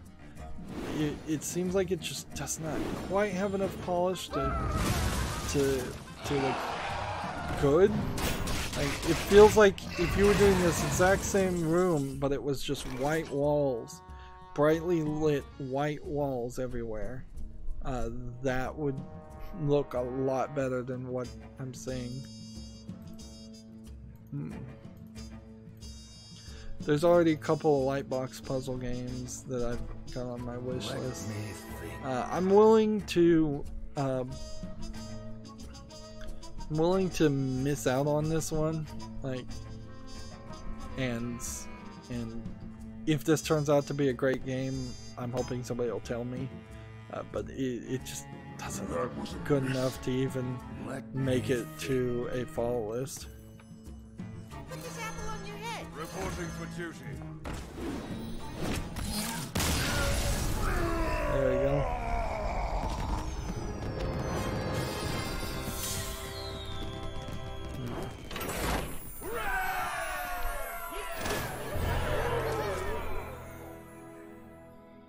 Okay, so we've gone an hour and 50 minutes.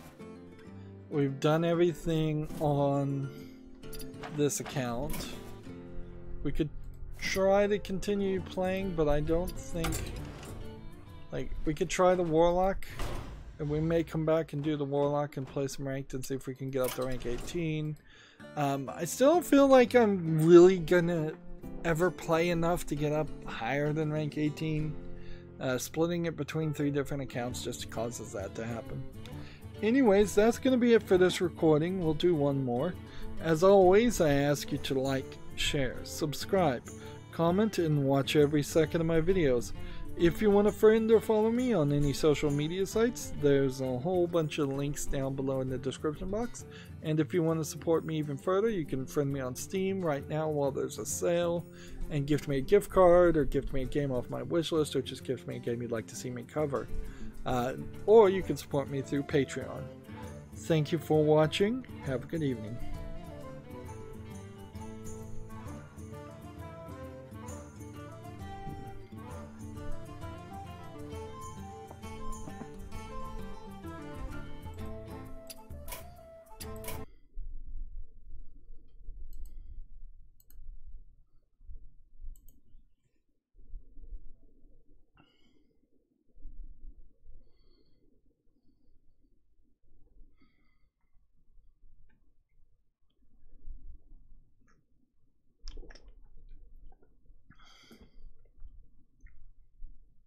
Welcome back.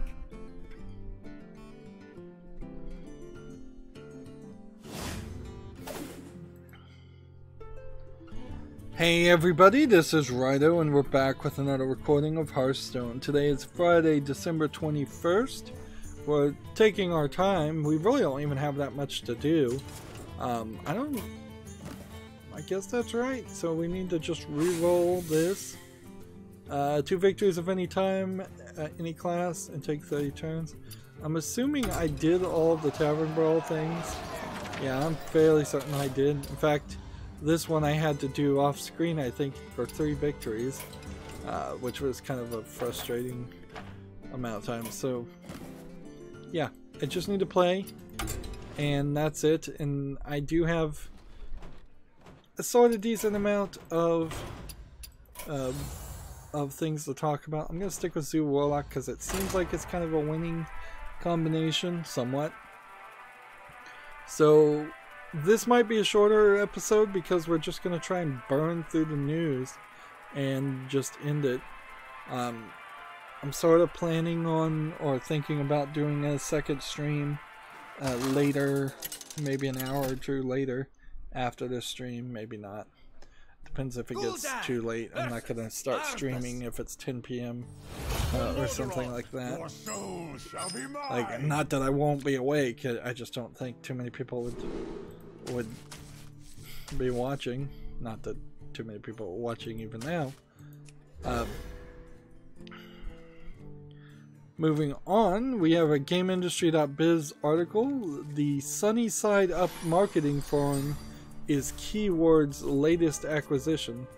Total consideration for the purchase of the Quebec-based service is 5.9 Canadian dollars, 5.9 million Canadian dollars. That would be a very low sell if it was just $5.9. Couldn't even get it up to $6 for your company. Alright, well, I'm playing against Paladin. This is probably nothing that I have to worry about too much then, so I'll play this.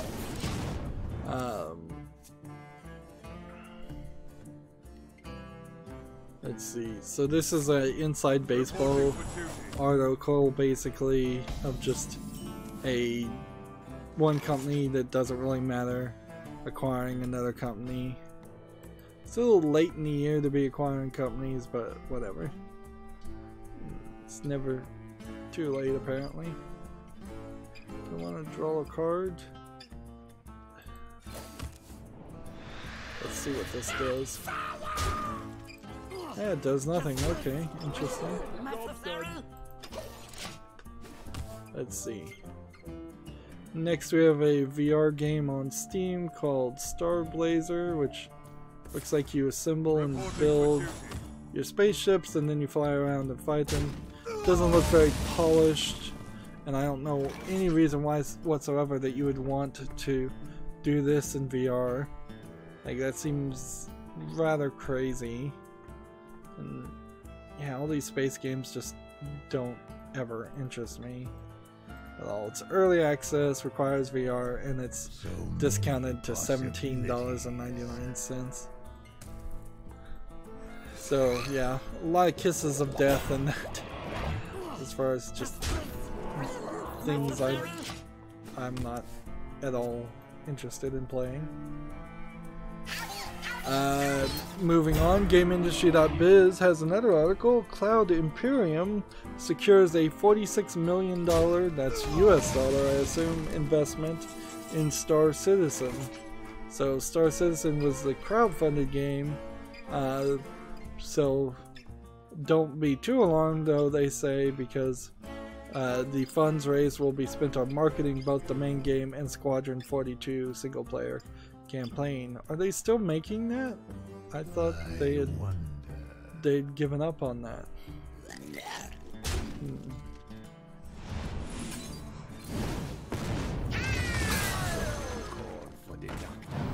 Let's see.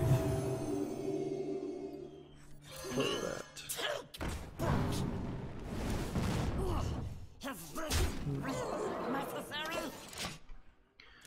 Is there anything else in this article that needs to be said, though?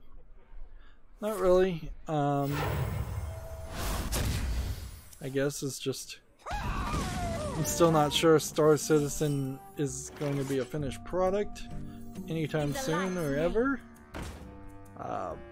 So that's, I think, a somewhat valid concern.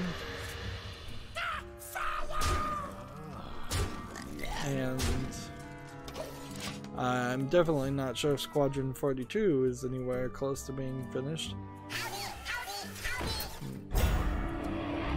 We already talked about this in the previous recording, but GameIndustry.biz has an article, China ends its freeze on game approvals. I don't think that there's any difference in this article. Actually, I think it actually was the exact same article, because I think, I'm not certain here, I think my plugin that stops duplicate tabs from opening crashed, and so it's not working right now, which that's atypical, certainly, or not typical. I guess maybe atypical is not the phrase I prefer to use there.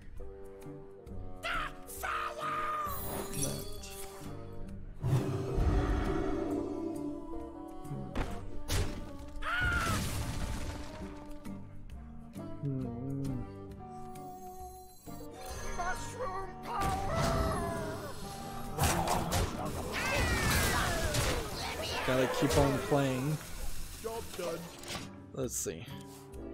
Next we have a game on Steam called Singularity 5, which looks interesting. Looks like it's a fancy looking first person shooter game. It might be a VR game though, but at least it has some polish in its graphics. Maybe a little bit of dark screenshot syndrome. Yeah. Let's see if we can skip into seeing what the game actually looks like. The battle is over. You win.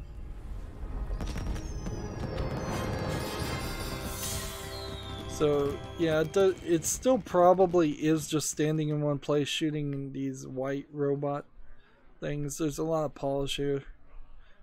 Singularity 5, $9.99. Yeah, it seems like it might be on an on-rail shooter. I'm willing to put this on the fall list just so that some of the other on-rail shooters potentially get removed from the fall list. At some point here though, I need to really think about getting rid of all VR games. Like, the problem is that some of these VR games are eventually going to remove the VR requirement, and then they might be decent games otherwise. Let's see. Loki came onto the chat and he says, "Hi, Rydo." Hey, Rydo. Hey, Loki, it's been a long time. Your soul shall be mine. Yeah. All the old classic fans probably getting some free time for the holidays. They can get back to watching YouTube and ignoring their family and friends, as it should be.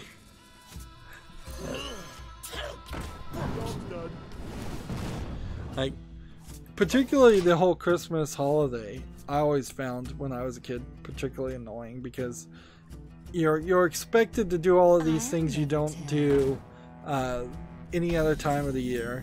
You're expected to spend a lot of time with people that you try to avoid most of your life as an angsty teenager and such.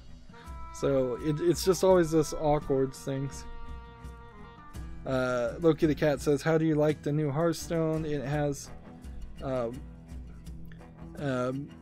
and well, he's got 3 sentences there. How do I like the new Hearthstone?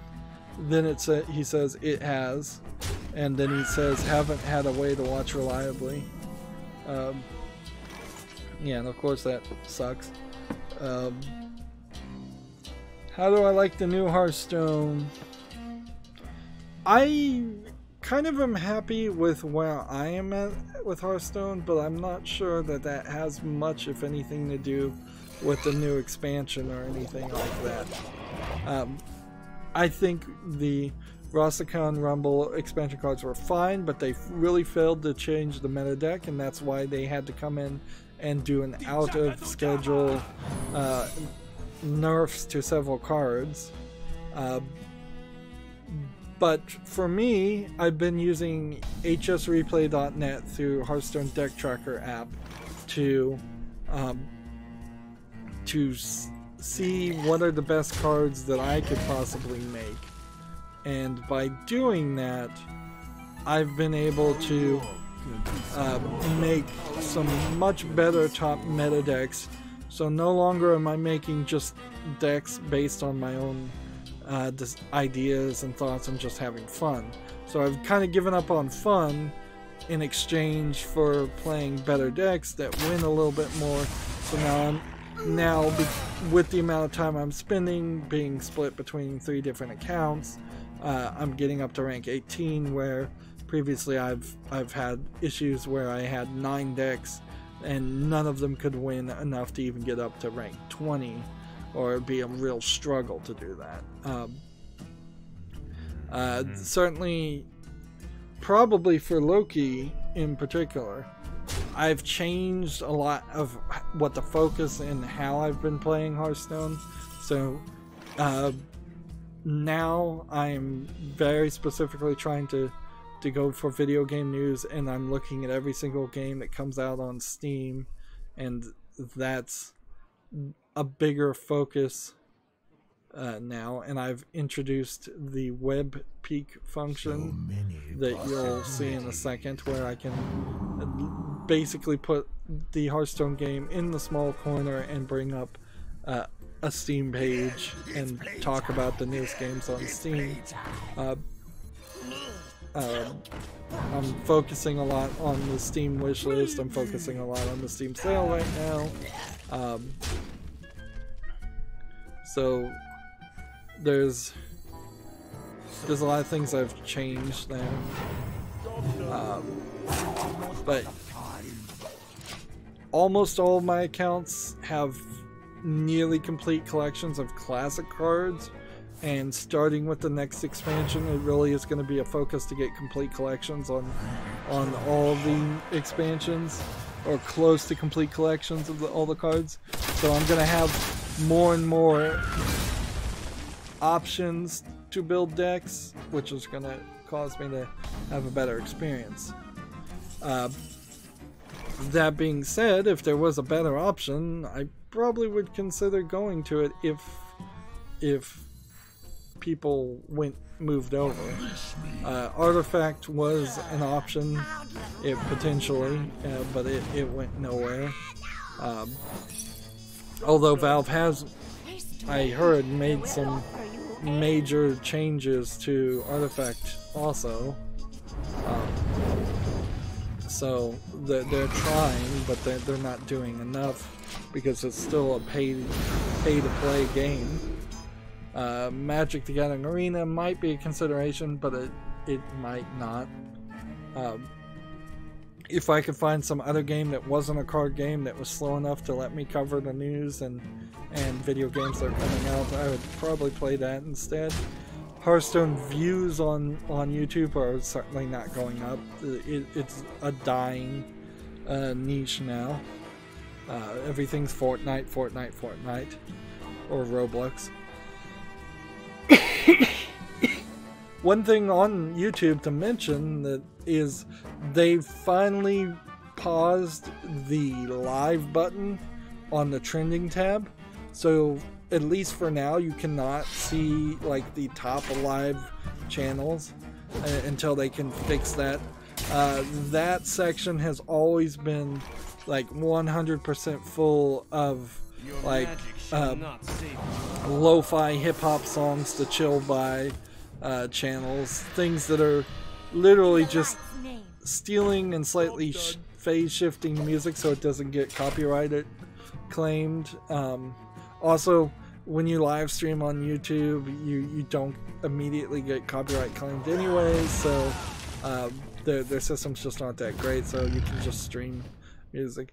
But the actual live videos, like what I'm doing now, we never had a chance of getting on that trending page, because it would always be the same stream that's been going on for days, weeks, months, where people turn it on just because they want music in the background, or if it's not that, it was people rebroadcasting Fox News or Alex Jones or something like that. It's like it's been 100% bad quality content on the live channel tag. Not that the trending page is much better in general, but that is that. Let's see. Looking back at the channel.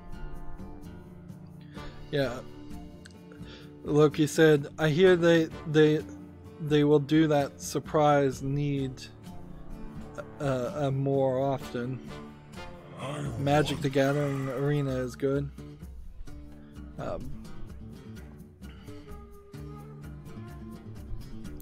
So I guess what he means is he's hearing that Activision Blizzard will surprise nerfs on us more often if they need to be. Or maybe he's talking about how Artifact is kind of just responding as fast as possible to the audience.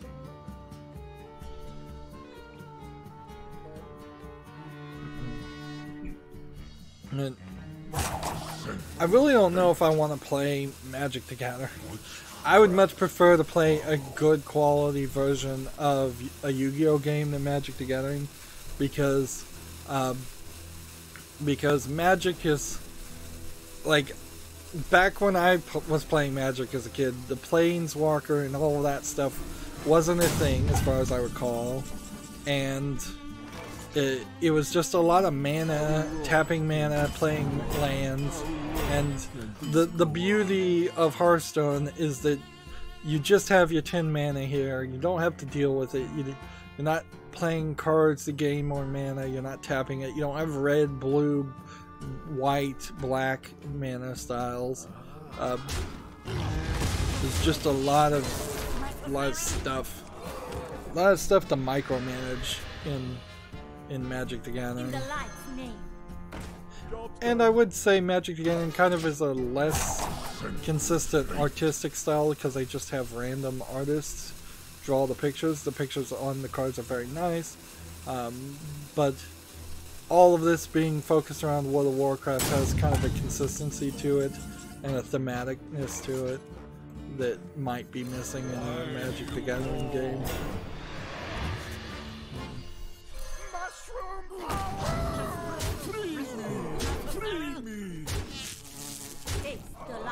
Let's see.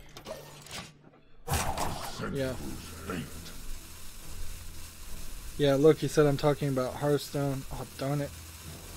Have you not played Magic the Gathering before? It's the top CCG game. Yeah. Yeah, I played it back in Ice Age. When Ice Age came out. I just haven't played it anytime since then. And as it's kind of typical for people, and it was my experience too, that you get into Magic the Gathering because people who are quote-unquote your friends are into it, and then they take all your good cards and trade you garbage cards and trick you and manipulate you. And Magic the Gathering also is kind of a rich man's game too, because you're paying for a lot of card packs, and I certainly wasn't getting a lot of funding for that.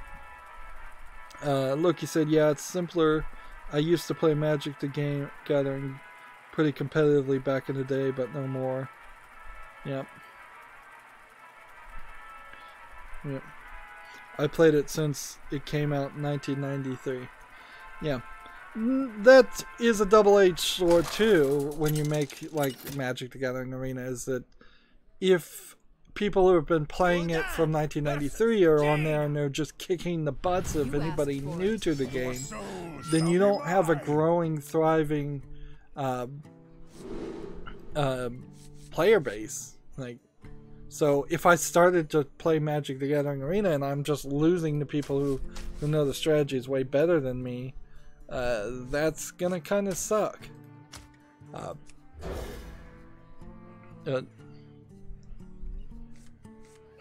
And any online card game or card game needs just a constant flow. The other thing that irritated me about Magic is they're just blacklisting and phasing out cards. I had hoped in the early days of Hearthstone they wouldn't have done that. I'm fairly certain when I started playing Hearthstone, they didn't say anything about cards going into Wild. There was no Wild. So they had a different promise at that point, too. So we kind of got screwed in Hearthstone once they introduced Wild and decided to phase out cards. I imagine they had always planned to do that, but it seems like they weren't going to do that. Let's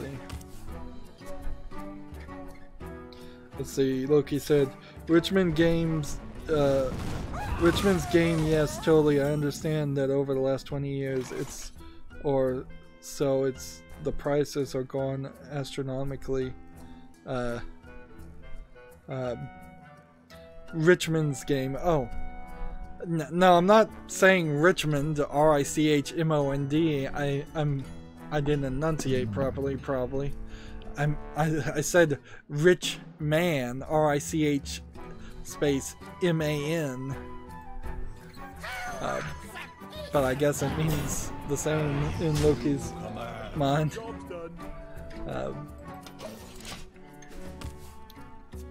Let's see. Most of the more popular card games go with the standard style rotations. Magic the Gathering as well. Loki said, Rich Man is what I meant.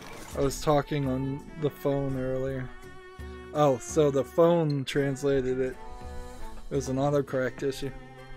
Yeah, that makes more sense.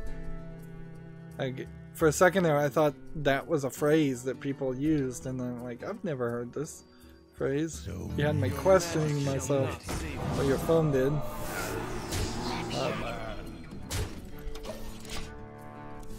Yeah, and digital card games in particular, the price should be really cheap. Really, really cheap. You should be able to free to play it. Like, in fact, I wouldn't even be too upset if Hearthstone said, hey, if you watch these ads, we'll give you a card pack if you watch 10 minutes of ads or something. Like, that would be really, really a lot of ads to watch, but I might be willing to do something like that to get some card packs versus the constant need to do daily quests and grind bits of gold that way to open packs when there's an expansion. Another time, Windows wants to update. Why are you doing this to me, Windows 10? Let me double check that didn't screw up the stream. Nope. Alright, that's good. You probably didn't even see it. Yeah, I would say, particularly for Magic the Gathering, the idea would be for it to be a secondary entertainment aspect to push people into playing real world Magic the Gathering, where they'd be theoretically more willing to actually buy cards. So Magic the Gathering should be close to 100% free to play. The other thing about Magic Arena too is that Magic the Gathering has made several like cell phone games in previous years and not really done a great job and not supported them. Let's see. Loki said, yeah, my phone sometimes misunderstands me, haha, I'm on the PC now. Loki says, I'm surprised they haven't tried to trade card packs for ads, haha.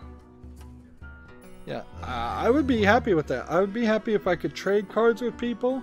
I would be happy if I could watch ads to get card packs, because then I could just cheat it and like walk away from the screen. Like if I could get more cards and have a complete collection on my accounts, I would be a lot happier as far as just building decks and such. And then new expansions will always happen. The other thing is the fact that they have it set so you have to come every 3 days to play the game, which is not as bad as like Clash Royale, where you need to basically log in every day, but every 3 days is a little too often. I would certainly make a lot more footage on my channel if I only had to stream, say, on Mondays or Wednesdays. I probably stream on Mondays. And if I was able to just stream all day Monday, go a lot longer, and have some like 7 overlapping daily quests that I could work on, that would be much more efficient and nicer experience instead of having to come back every day. So I'll stream and play Hearthstone on Monday, and then I have to find in 24 hours some time to record a different series. And if I'm doing something that's not YouTube related, well, then that day is shot. And so, yeah, I've spent way too much time in the past year just playing Hearthstone when I would have preferred to have been creating more footage. And now that I'm at the end of the year and it's winter, I'm getting sick and I'm so far behind.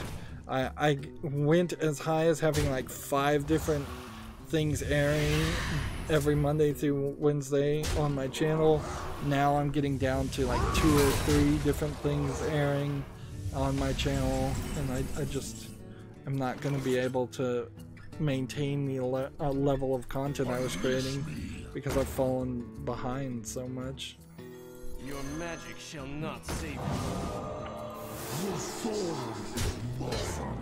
Job done. Let's see. Loki says, if you have any Magic the Gathering cards laying around, you should lock them up and see if you have, if any are worth anything. A lot of cards have jumped into the hundreds or more price range. Well, sadly, the story for my Magic the Gathering cards is my parents decided they were evil and took them all away and gave them all away. I did have like boxes at one point of Ice Age that were unopened, and I recently saw that they were selling for like $50 for like a box, whether that's a starter pack of Ice Age or something. But yeah, I literally have none of them and no interest in going in there.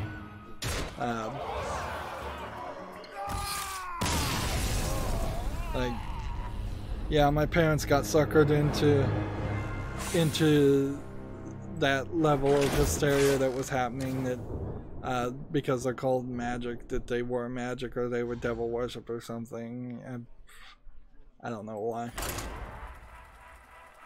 Let's see.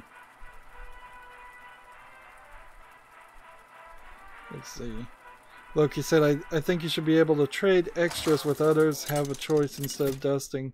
Would be nice and make the game feel more worthwhile value. Yeah, trading extras or just trading cards in general. Like, I could see a limitation that you have to have extras to trade, so you have to have at least 2 of them. They need to introduce something pretty quickly for people who have like complete golden collections, because there's really nothing you can do. People like Kriperian, like, sitting on some of his accounts with hundreds of thousands of bits of dust, and all that dust can be used for is to just craft golden versions of the new expansions. Loki said you should start a new series, comedy or challenges for games, mix-ups, things. I haven't thought about changing my style. Like, I don't know if I really wanna go that route, like, because I'm trying to be kind of a journalist and a serious video game critic. If I go in the comedy route, I think it contradicts that, and honestly I don't think I could be consistently funny. It probably would get me more views if I could do it. It's just I'm still trying to have 50% of fun while playing games, and when I play video games, I've never been the type of person who's riffing or making jokes while playing games. I'm a little bit more serious about it there. Maybe that's not good content. It's almost certainly not good content, but that I'm just trying to be true to myself in all ways. As for challenges for a game, like, games sometimes give me challenges, but I'm not a good enough player that I would want to go and set myself up with a like blindfold run of some game or something crazy like that. So just beating the game is enough a challenge for me. Let's see. Loki continues, my mom tried to take mine, actually burned some in our grill. Same reasons though paper was evil. Thought paper was evil, haha. I had to deal with that ignorance with Dungeons and Dragons too, haha, before I started Magic the Gathering. Like, yeah, I don't know. And see, I wouldn't even really say that was even something that they were specifically committed to for very long, so I don't know. It's just random people, parents being parents, you know, they don't know what they're doing. They just pretend like they do.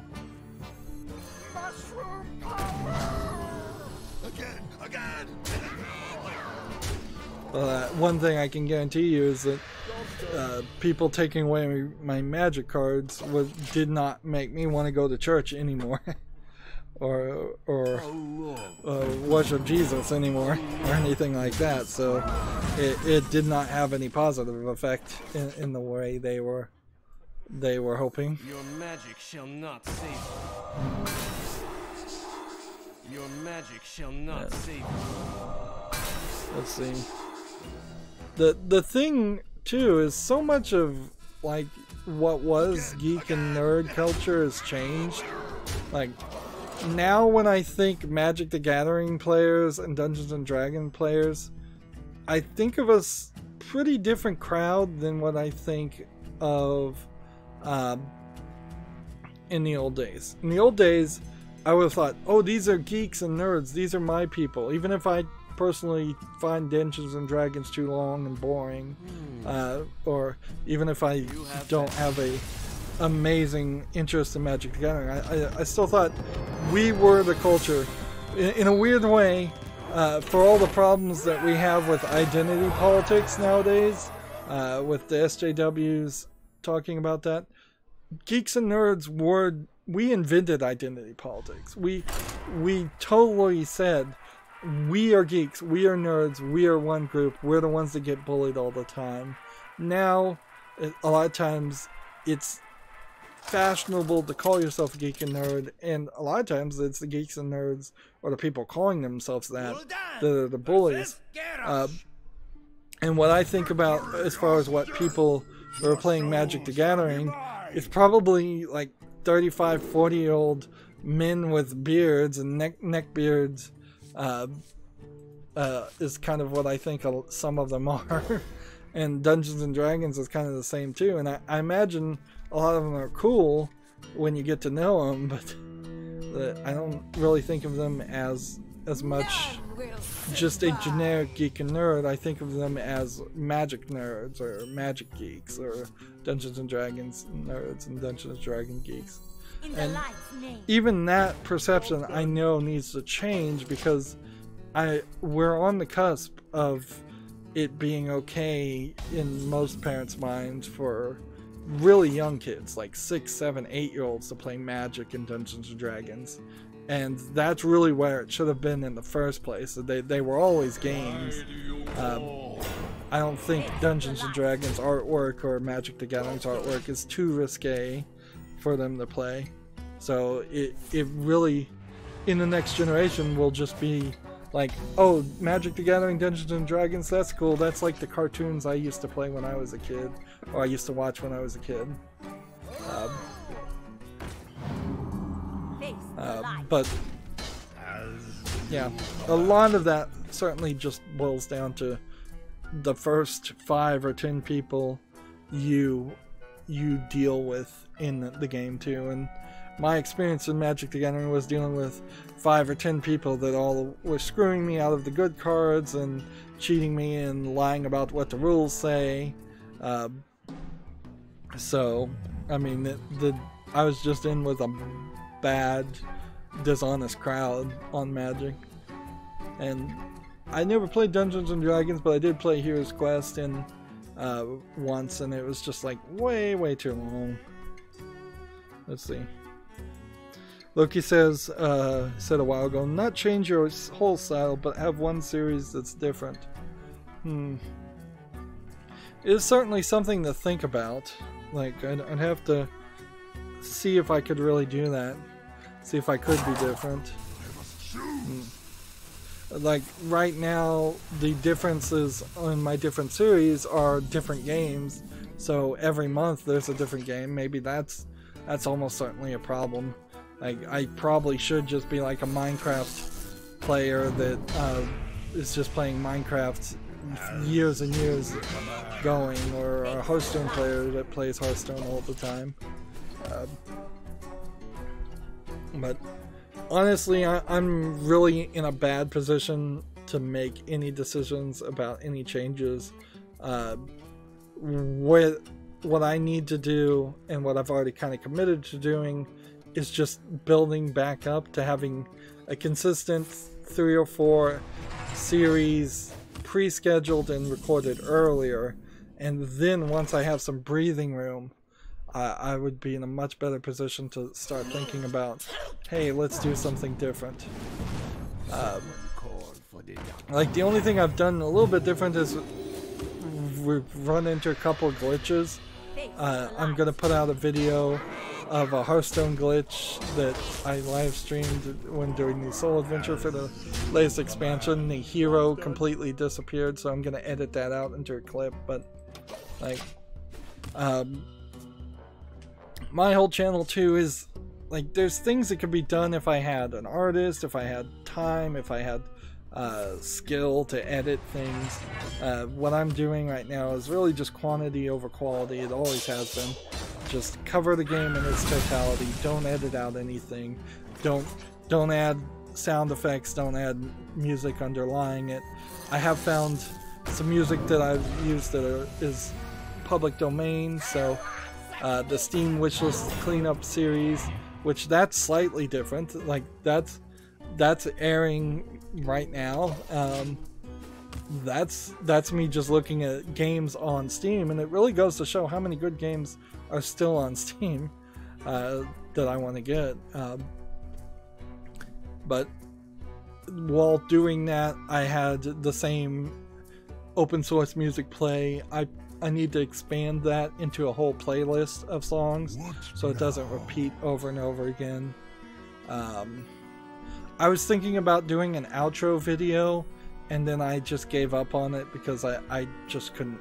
I'm just not skilled enough to do a good outro video, and I figured out some ways with my recording software where I could do a lot of different things so that an outro video would play automatically, and so I wouldn't have to, like, re-render and edit the video to have that play. But yeah, I just gave up on that.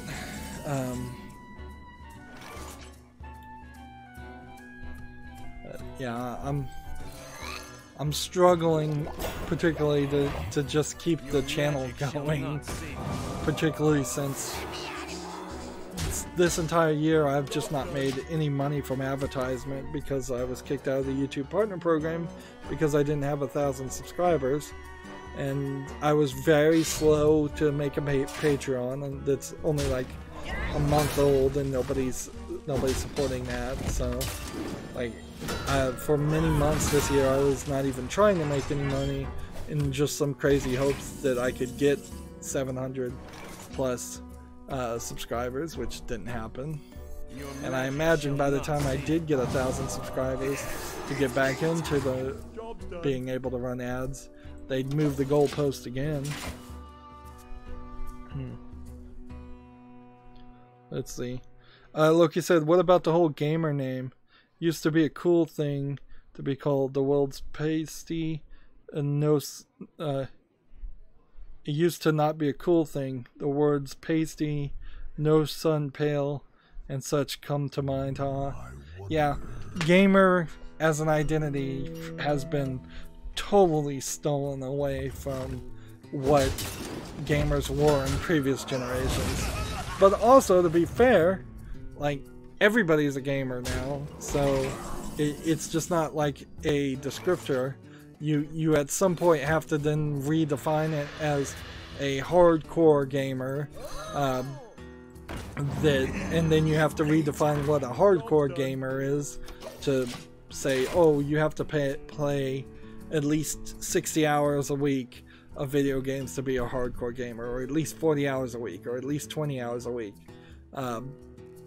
But yeah, all the fandoms got co-opted by a lot of companies pretending that they weren't companies in a lot of ways. Like Geek and Sundry is a YouTube channel that pretended like it was being launched by two legitimate nerds and fans. Turns out it was being funded by a Chinese company the whole time, and they were just trying to sell their own video series by using nerds and such. There is also just this active and intentional thing that's happening in a lot of communities and fandoms where SJWs and people who like to play identity politics have intentionally infiltrated fandoms so that they can change it from the inside and take control, and it really sucks too. That's why over the course of the past year I've done like a complete 180 against mainstream video game medias, because it became really obvious that they are all failed journalists that don't really even like video games. And you look at these Kotaku and Polygon articles half the time that they have nothing to do with video games. They're just pushing a hyper liberal progressive ideology that has nothing to do with the video game at all. And so yeah, and I consider myself an extremely liberal person, or at least I used to, and seeing just the lack of sense, the lack of realisticness, the lack of intellectual honesty that a lot of the mainstream video game journalists have taken is crazy. And Gamergate was something that I was not involved with, and I didn't hear about until many months after it had happened. But you know, looking into it and realizing how the journalists colluded and tried to change the narrative completely on what it was about, really has just turned me off from listening to any of them. Let's see.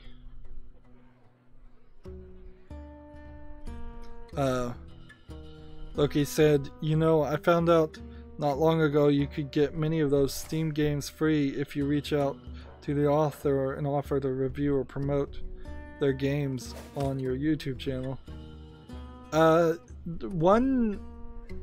Epic Games, or was it Chair? I think it was the developer Chair of the game Shadowrun, actually did reach out to me and offer me a copy of Shadow Complex, but I had already gotten Shadow Complex for free via the launch of their Epic launcher when it first came out, before it became the Epic Store that it is now. So they were offering me a free copy of the game I already had, and the thing there is, if you're going to be an ethical journalist, and in the United States you're legally required to do this, you have to disclose things. And so I don't want to take any free games from anybody, because then it becomes a sponsored video. It just is. If you get anything of any value whatsoever, if they give you a penny, if they buy you a Coke, you then are influenced and have to disclose that you were paid in some way, maybe underpaid for that game. And so I don't want to do that. I want to buy the games myself. Also, people can look at how many subscribers and how many views I have and pretty well tell that I'm probably not worth the value of a free game. So I think I'd get rejected by a lot of people or ignored by a lot of people if I went begging for games.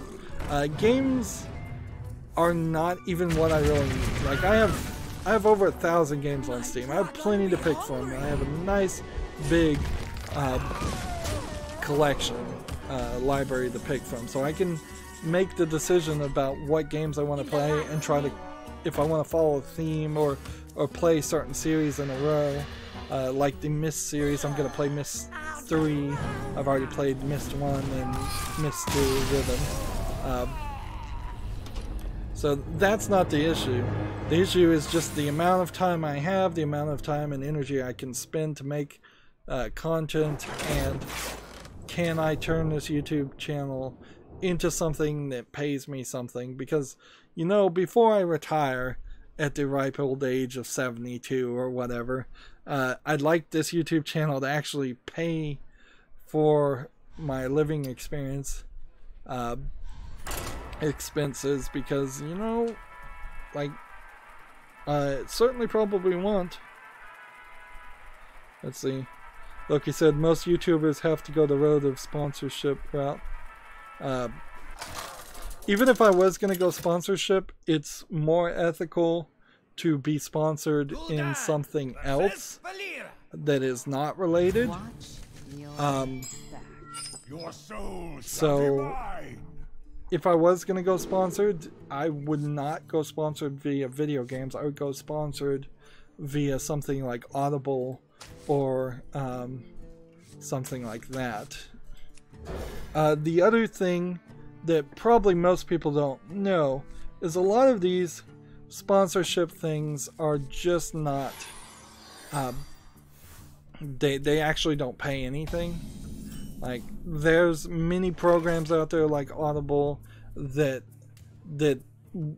don't pay anything up front, and you have to get somebody to actually sign up to Audible before you actually get any money. So it's a lot of people do that stuff in hopes of making money, and I've done it certainly.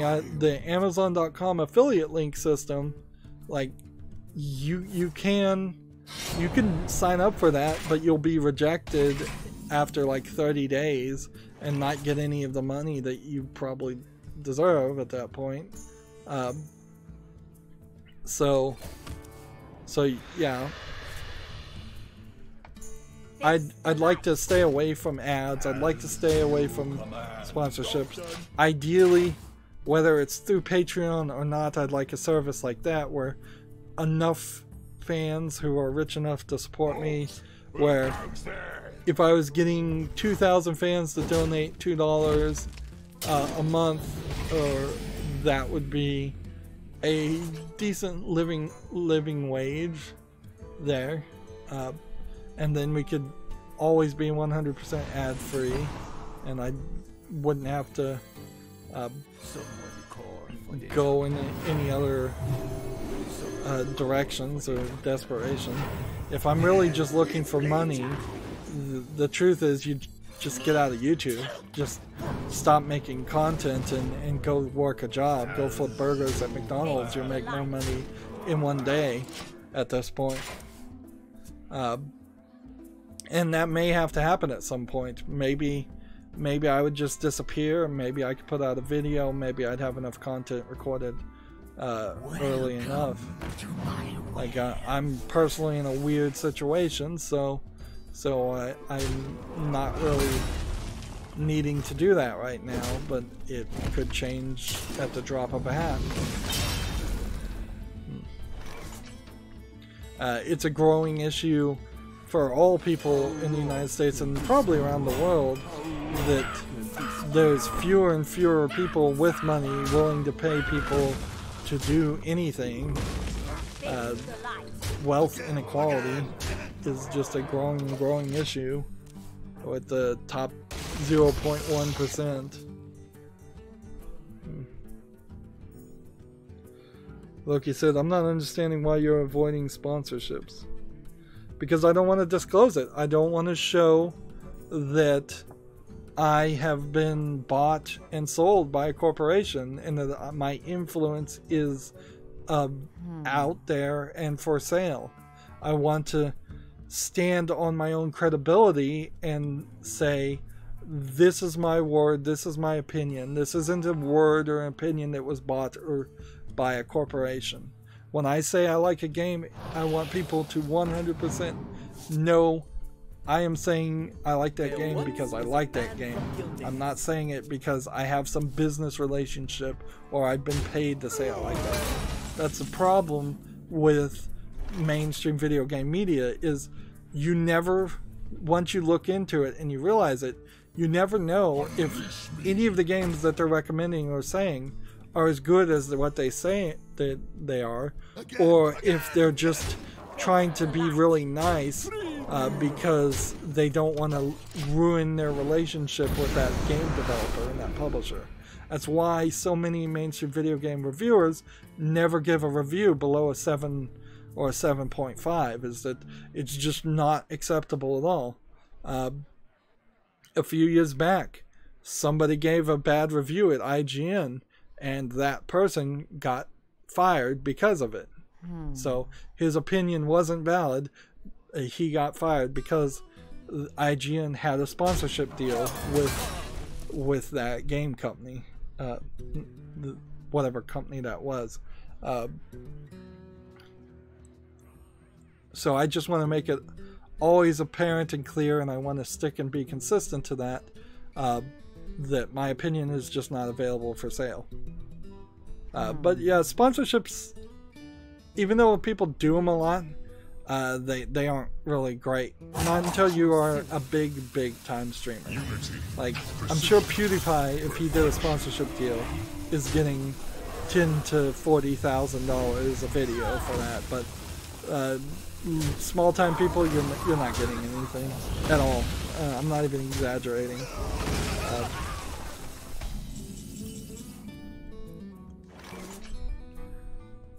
There are a lot of reasons, but yeah. In the light's name. It's playtime. Let's see. I specifically have to disclose or try to disclose games that I just get for free when somebody tweets out a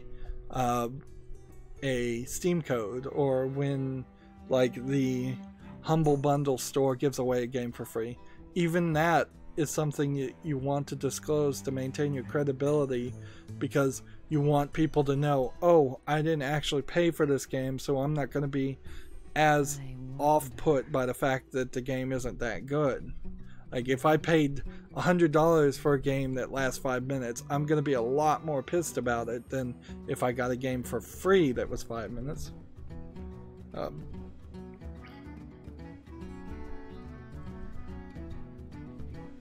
many options.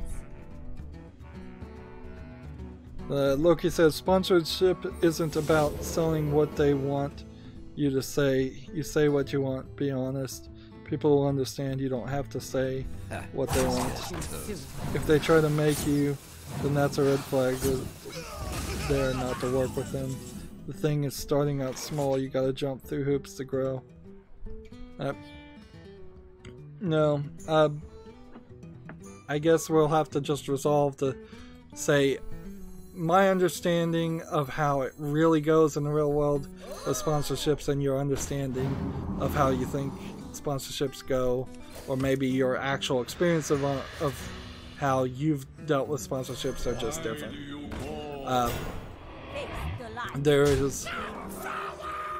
I am staunchly against the idea of taking sponsorships. I've thought about it quite a lot. It's not a path I'm going to go down. not at that level anyways. Like, I might accept a sponsorship for something not video game related. Like, if I was selling Wendy's, I'd be okay with that. But if it has anything that has anything connection to video games and the same industry that I'm criticizing, I'm not willing to even raise the air or appearance of impropriety on that. Of that. I guess now, since we're done with this, we need to just keep on playing Zoo Warlock. At this point too, I have so much news. Loki, I'm gonna ignore the chat for a little bit and try to wrap up the news so we can wrap up this video. We still have a lot of games to cover and a lot of news. And so, while we're having a one-on-one conversation, and that's great, like, I have a lot of tabs I need to get through. So moving to that, we have a Gamma Sutra article. There are still a few websites I still follow for news. Gamma Sutra is a collection of blog posts by mostly industry insiders in the video game industry, so it is certainly a little biased, but sometimes their articles are worth mentioning. Gamma Sutra has an article: the FBI removes the top offending DDoS for hire sites. That's dedicated denial of service attacks. So they've taken action against 15 domains that reportedly help take down other people's websites. That's generally a good idea. Like, I don't think I could ever be behind the concept of supporting DDoS attacking. It's anti-free speech, and I'm pro-free speech, so, like, yeah, people should be able to run their own website and publish whatever they want to publish on it within reasonable laws. Let's see.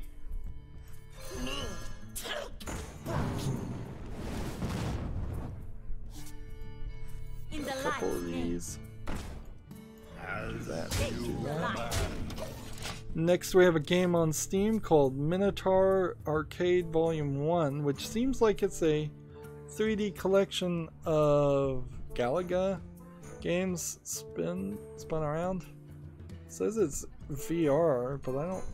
Yeah, it is Oculus Rift VR. Interesting. I don't really know what VR adds to an old arcade game like this. It does look slightly cool, but it doesn't look amazingly different or good. It kind of looks like a mess, and it really looks like you're just going to be looking at something which is the equivalent of a flat screen monitor or a TV monitor. Let's see. There seems like there's several variants of slightly different games. Yeah, this just doesn't have enough polish to justify $12.99. I guess it doesn't require VR because it's not saying it requires VR, but yeah, I don't think that's good enough to make it to the follow list, let alone make it from the follow list to the wish list. Keep on.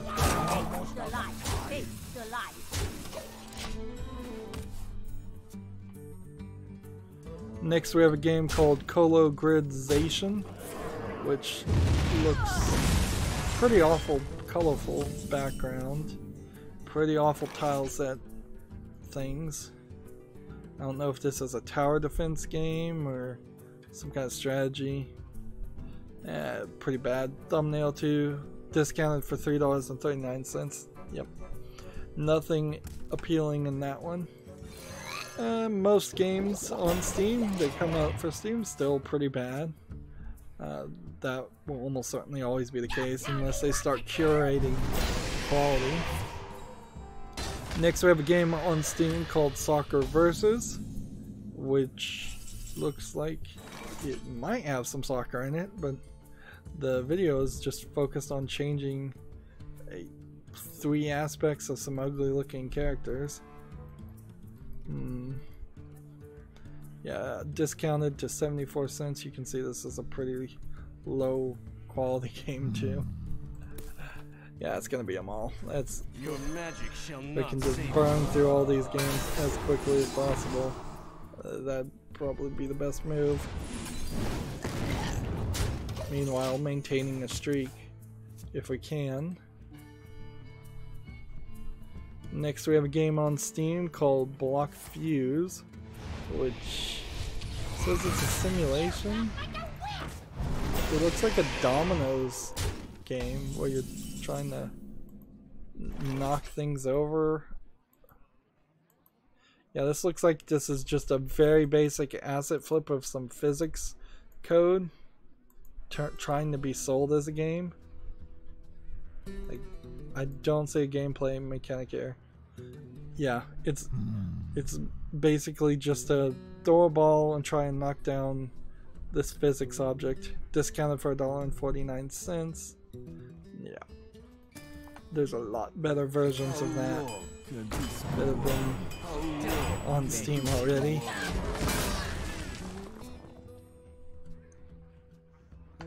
Next we have Hill Racing, which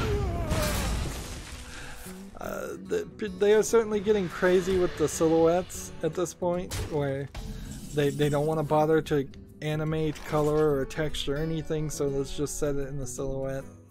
This is, I guess, technically not a one-screen Unity game because the screen actually scrolls, but otherwise it looks like a very basic, very ugly game. It doesn't seem like anything changes graphically. Discounted for 74 cents.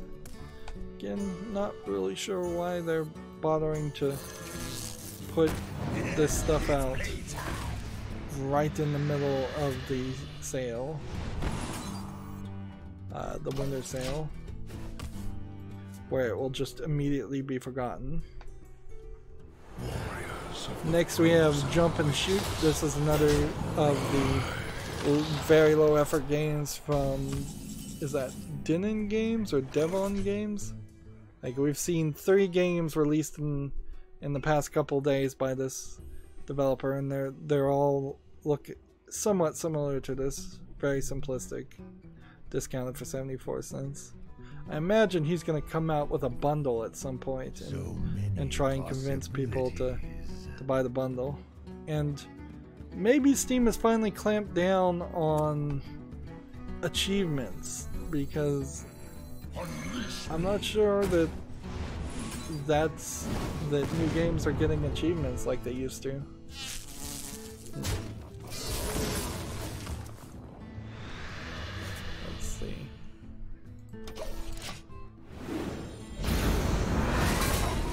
Let's see. Next we have a game called Pogo, which this concept, if done with a lot more polish, might be an interesting idea. But probably not. I don't know. It's kind of like a co-op game. I might be interested in playing a game where you play on a pogo stick for a brief second or two. Like, if this was Super Mario Odyssey and there was a level where you had to play on a pogo stick, or some races you had to do on pogo sticks, I'd get that. But there would definitely need to be a lot more gameplay, and this would need to just be like a side gameplay mechanic, not the entirety of the gameplay mechanic. This one's undiscounted at $4.99, and again, this is just asset flips, like, for the most part. Possibilities. All right, do this, do this, do this, do this. Still trying to win here, and there's a good chance I won't. Gamma Sutra has an article. The Walking Dead's games final season is releasing exclusively on the Epic Games Store. So I've been mentioning this and hearing about this, but I wanted to, maybe they can give us whether it's a timed exclusive or not. They probably won't say, Skybound Games and Epic Games have partnered to bring Telltale's The Walking Dead, the final season, on PC exclusively to the Epic Games Store for all future purchases. Starting today, the remainder chapters of Telltale's episodic series are available through the Epic Games Store, which I don't really need to go on a rant about how I don't like the Epic Games Store, and I definitely don't like the exclusivity that's being introduced here because of it.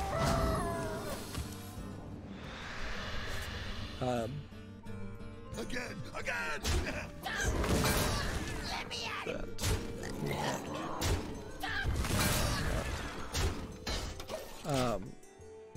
The news comes after Skybound reached a deal with Telltale back in October to finish development of the remaining episodes. The studio resumed work on the final season last month, with most of the original Telltale development team rejoining the project.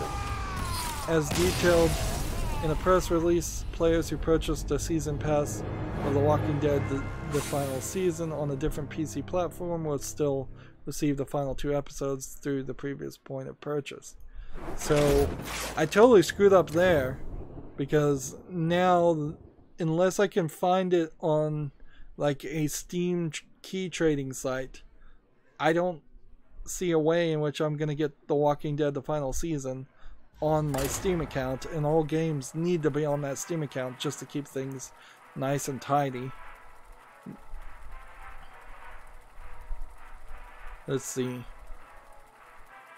It's likely that the exclusivity deal is not motivated solely by sales of the game, as the press release seems to suggest that Epic helped fund development of the last 2 episodes of The Walking Dead. Quote, Epic stepped up to the plate immediately to work with us in order to bring the original team back together and ensure fans will receive the complete season of Telltale's The Walking Dead, the final season, said the president of Interactive, Dan Murray, and Skybound Games CEO Ian Howie in a joint statement.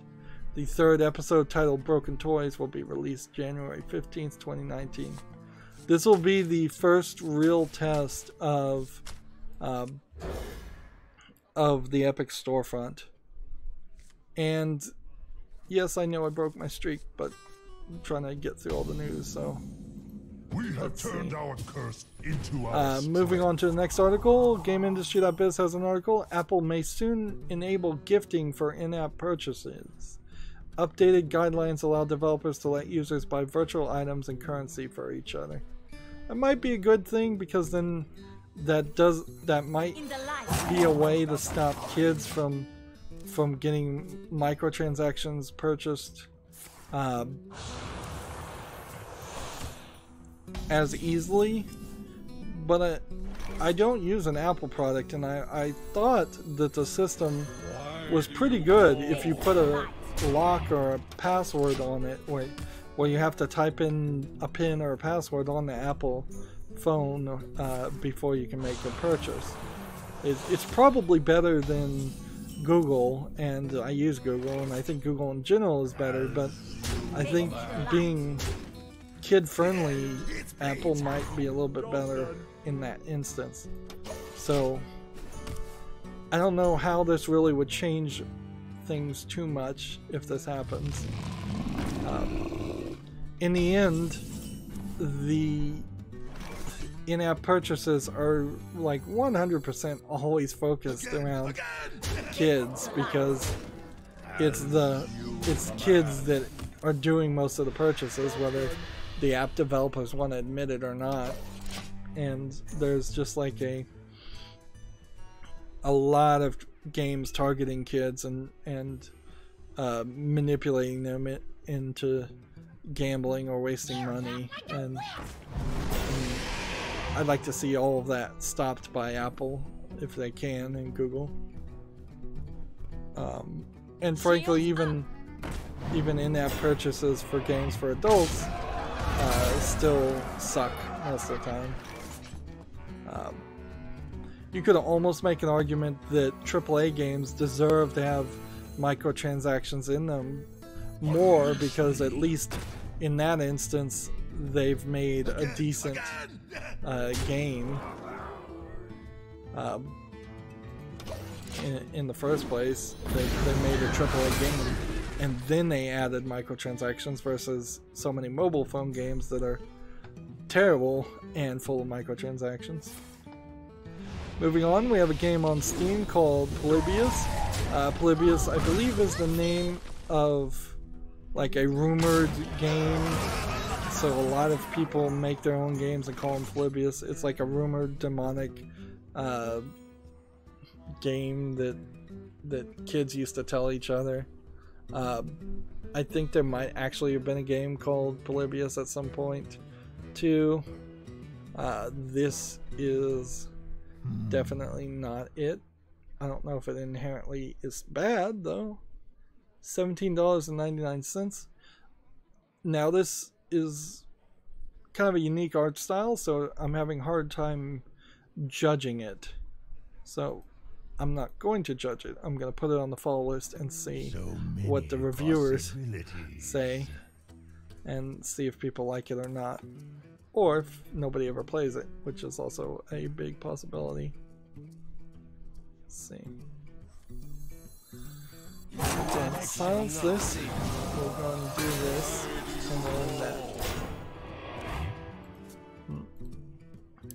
Gamasutra has an article, Get a Job, Velen Studios is hiring a producer.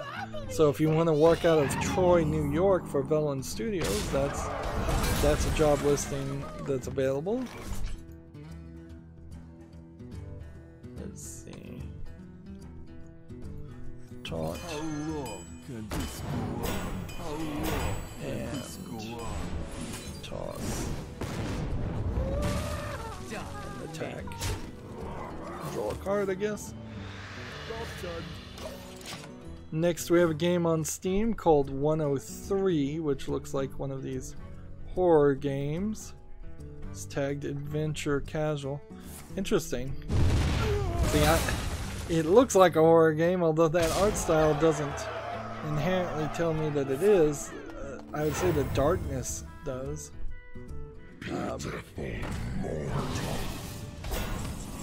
It's not tagged horror, but if this is not horror, I don't know why this game is so dark. Like, this has to take a dark twist at some point. Yeah, you can see a character banging their head against the wall. I like this. I like this art style. It's different, it's unique, it's crazy. I love crazy horror things. This is not the kind of game where you're probably expected to really rely much on jump scares. It's $9.99. It's just called 103. I'll put this on the fall list and we'll see if other people are willing to play it. I'm still not really sure how to cover all the many horror games that are available. There's way more than a year's worth of horror game coming out every year. Let's see. We already talked about this article. GameIndustry.biz, Sunny Side Up marketing firm is Keyword's latest acquisition. Already covered that Inside Baseball article anyways. Gamasutra has an article. Microsoft is pausing its Xbox One financing program at the end of the year. I'd forgotten this had even existed. That you could finance an Xbox One if you went, I think, to the Microsoft store to do it. Like, there was some hoops you definitely had to jump through to get it to happen.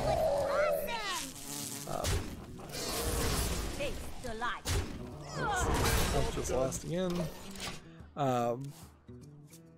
It was launched in August. Xbox All Access bundle, bundled together an Xbox One console, Xbox Live, and Xbox Games Pass for either $21.99 or $35.99 a month.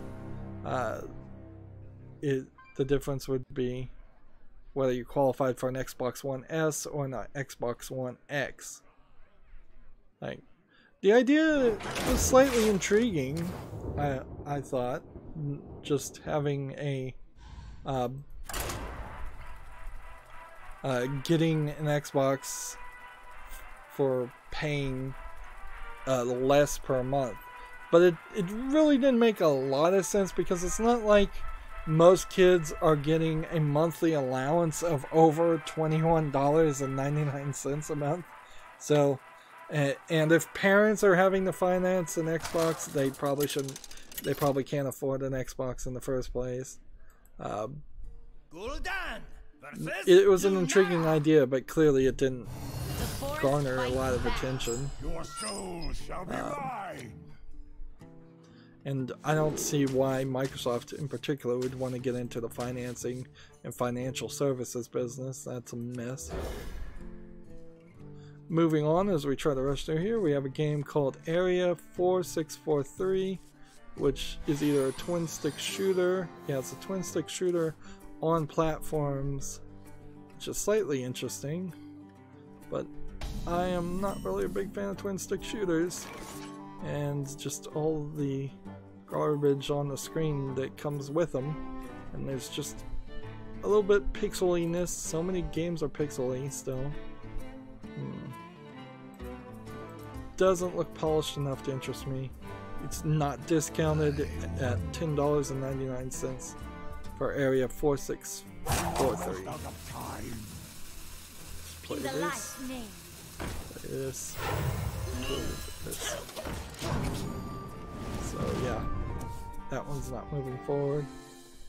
Next we have Mysteries of Neverville, the Runestone Light. This is a hidden object game if I ever saw it. They've stopped labeling them as adventures or point-and-click adventures or hidden object games. They're trying to get away from any label whatsoever because so many people have burned out on it. To be fair, this is discounted to $4.24, whereas if this was being published by Big Fish Games, it would have been a collector's edition for $12.39. Here you can see a hidden object scene section. That, so like, here you go. Hidden object section. Yeah, I don't think I'll be playing any more hidden object games, so I don't really see a reason to continue to put these on my wish list. I tried to play them, nobody was really interested in them, I wasn't really interested in covering them. So we live, we learn, we move on. Gamma Sutra has the same article. iOS App Store Guidelines Update hints at giftable in-app purchases.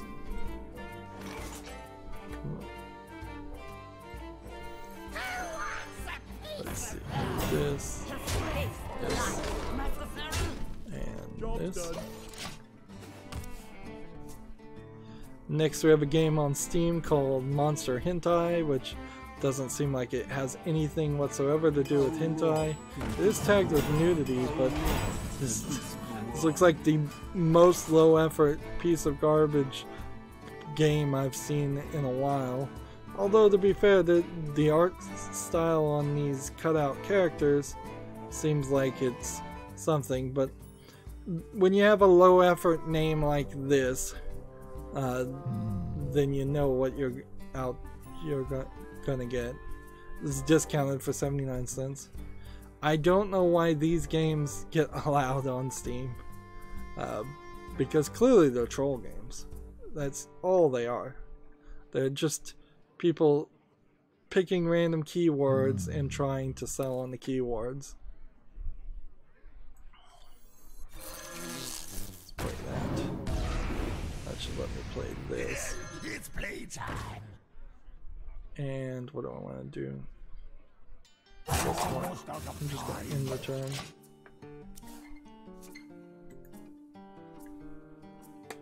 Next we have a game on Steam called Muzzleload, which again looks like a horribly animated platforming shooter game.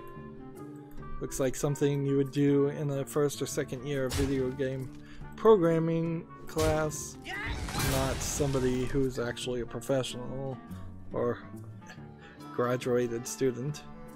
15% off for $3.39 for MS Paint looking graphics. Although this alligator is drawn somewhat nicely, to be fair. Now, how about... It just doesn't look like anything else that's available. Okay, so I guess I'm gonna have to go back into my rant. Let's see. Next, we have a game on Steam called Necromancy: Emily's Escape. It is tagged nudity, sexual content. Now, this is a anime game with anime girls, but they are not in schoolgirl outfits. So, Steam or the rogue employee in Steam, we still have yet to really figure that out, has not been able to bend over backwards to ban this under claiming because they're in a schoolgirl outfit, even if they're maybe just cosplaying a schoolgirl outfit, they're actually a child, therefore it's exploitation of a child. Now, this isn't looking like it's an amazingly great game or anything, and it's not a visual novel, it's an adventure game platform, which seems to give it different credibility. And also it's discounted for $12.74, and it is a Japanese full audio game, so I assume it is a Japanese game.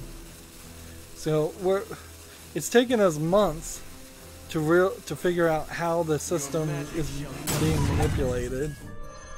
I took too long there to realize it was the fact that they were in schoolgirl outfits, that they were using that as an excuse to ban games. This slippery slope is going to continue to happen though, and I guarantee you games like Necromancy: Emily's Escape, which looks like it is mostly just a platforming escape game, games like this are going to start getting banned from Steam too. We've yet to see anything retroactively removed, but that is going to be the next thing.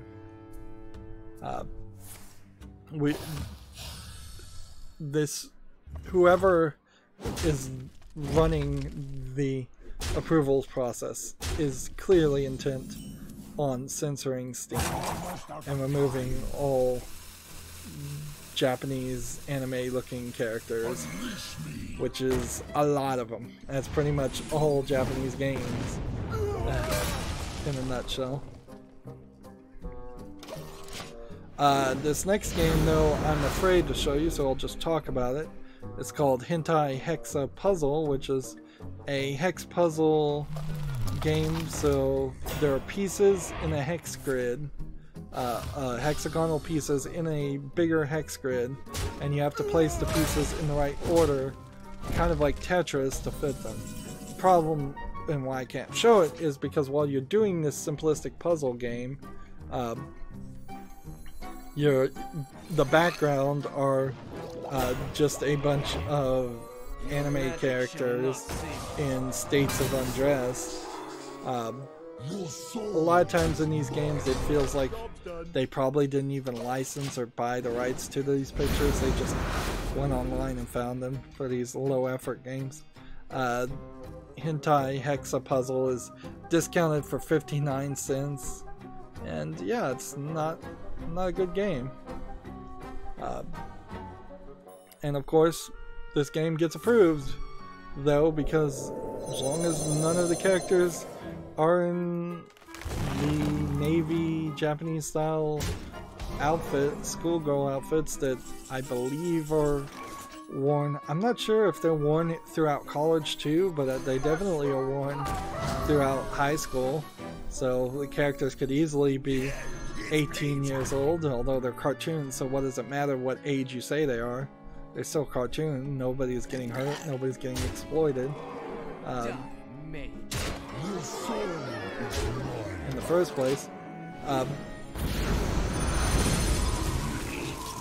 So yeah, that's where we've resolved on Steam until they come out and make an announcement, which I'm hoping after the winter sale they'll come back and say what their new policy is and be consistent on it.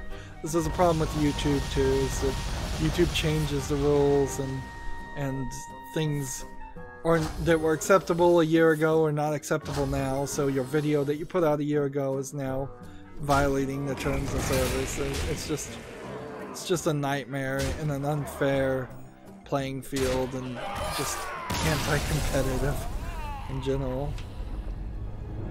We hit a bit of a losing streak.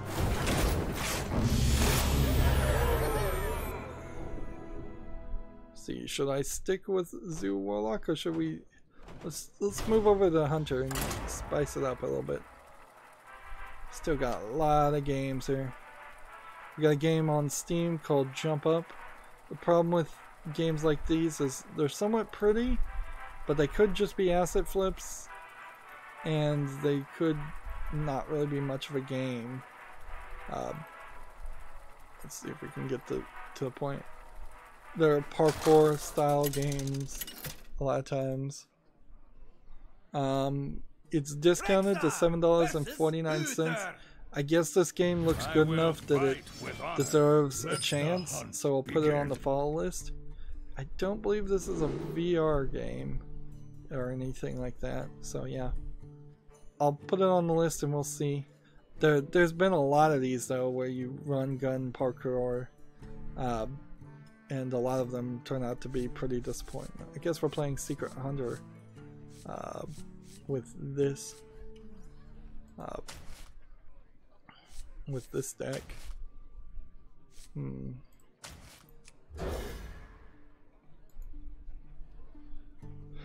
Let's see, next we have a game on Steam called Checkmate Battle Arenas. This is a multiplayer game and it looks like a turn-based positioning multiplayer game, kind of like XCOM. Seems like it might be a little bit faster than that. It's early access, free to play, and it's multiplayer MMO with in-app purchases, which means I won't be covering it because it's free to play and you can check it out yourself, and because it's a multiplayer only game and I don't cover multiplayer only games. Let's go ahead and play that. Doesn't look like a terrible game. Here we have an interesting game. Trains Railroad Simulator 2019. Trains with a Z. Now there is a game, Train Simulator 2019, that I covered, and it was extremely expensive with like $1,000 worth of DLC. This seems like this is an attempt to be a direct ripoff of that game that is somewhat popular. So yeah, this kind of feels like somebody literally has just stolen the art and the assets, and they're trying to just infringe on trademarks and infringe on copyright, which is not a thing that really happens much in video games. You don't have people literally trying to confuse the marketplace, but that's exactly what this is, so I'm not going to put it on the follow list or anything. That will almost certainly get taken down from Steam. Yeah, you really don't have to talk about confusing the marketplace and copyright very much in games, but that's certainly one of them, those instances where you need to. Next we have a game called Hypergate, which looks like another space game, space sim, and a lot of dark screenshots. It's always so dark in space. Again, just not the game for me. $11.99. Really don't even have to look at games like that too much because I'm just not gonna ever be interested in playing a space game, I don't think. See, next we have a game on Steam called The Blame, which says it's a 2D puzzle game. It's written in Russian. English language not supported. Alright, well, just because it's Russian doesn't inherently mean it's a Russian troll game, although a lot of them are. This actually looks like it's a pretty decent effort. It's not polished really enough to be on Steam, but if this was a cell phone game, I'd be cool with it. Unfortunately, it's English not supported, so it's not making it to the list. But, you know, at some point they might re-release it and put English into it, and I'd be willing to consider at that point. Let's see. Next we have a game on Steam called Olia's Descent, which has an interesting thumbnail and then shows me these particularly boring looking pixel graphic characters. What does this game really look like? Yeah, it's a dungeon crawler. A generically animated dungeon crawler.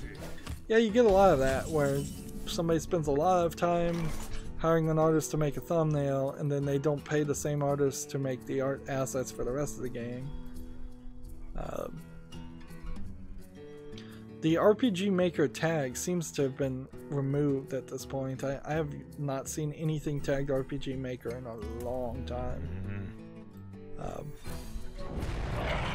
Job's done. Olia's Descent is discounted for $3.99. I have no interest in playing it. Next we have a game called Elect V Lab, which looks like it's some kind of educational electronics game. It's not supporting VR or anything. Not that you would need that. This is one of those games that might actually be educational software, but it also is probably really bad too. So it fails. Like I have an education in electronics, so I kind of understand most of this, or almost all of it. But it kind of fails in the idea of being a game. Like this seems 100% educational and ugly. So like not fun and ugly is a bad combination when trying to sell a game on Steam or a software on Steam. It's discounted for $8.79, which is a decent price. Of course, digital stuff in electronics too can be a lot easier to simulate than analog electronics. So I wouldn't be surprised if there are somewhat limited scenarios that are presented to you, or some inaccurate interactions that occur if you try to get too wild and crazy about it. There's probably an industry side simulator software that would be a lot better to teach kids to use than this, and I know that there's at least a couple open source and some cell phone Google Play Store apps that are probably better than Elect V Lab. So there's a lot of options there. Next we have a game called Toy Shot VR, which requires VR. Seems like you're shooting toys. So many standing in one place shooting games. Why would I want to stand in one place and shoot toys though? Just because you're getting attacked by them, I guess? It's not even a video here, and I thought you were required to put a video nowadays. This is $7.99. High premium for any VR game, certainly. Still, I don't think Toy Shot VR deserves to make it to the fall list. It's better stand in one place, shoot games. Let's see. Well, let's do this. Give me more spells. I hunt alone. Next we have a game called Muttland. This is just a like Roblox asset flip game. We've seen so many of these. Terrible user AI interface. Just so many of these Roblox Minecraft clones. Discounted for $6.39. Reporting for duty. Yep. To be fair, I haven't seen anybody actually bother to try and make a game like this, or at least Steam hasn't allowed any games like this on their storefront in a very long time. It's been at least 4 or 5 months. So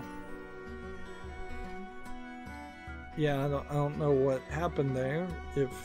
If they were actively stopping games from getting on their storefront, or if people just realized that these games weren't selling and they weren't worth the effort. Let's see. Next we have a TechRaptor article. The Walking Dead final season exclusive to Epic Games Store on PC. This is the same articles we'd already talked about.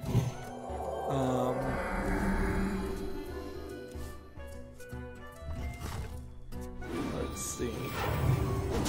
Oh, we already covered this game. So I don't need to talk about it. I may just have a bunch of duplicate tabs here. Yes, I do. Alright. Because my duplicate tab plugin crashed. That's gonna save me some time.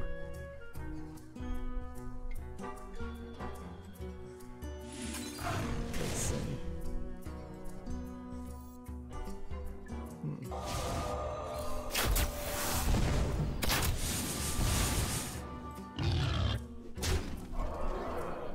Can't play anything else.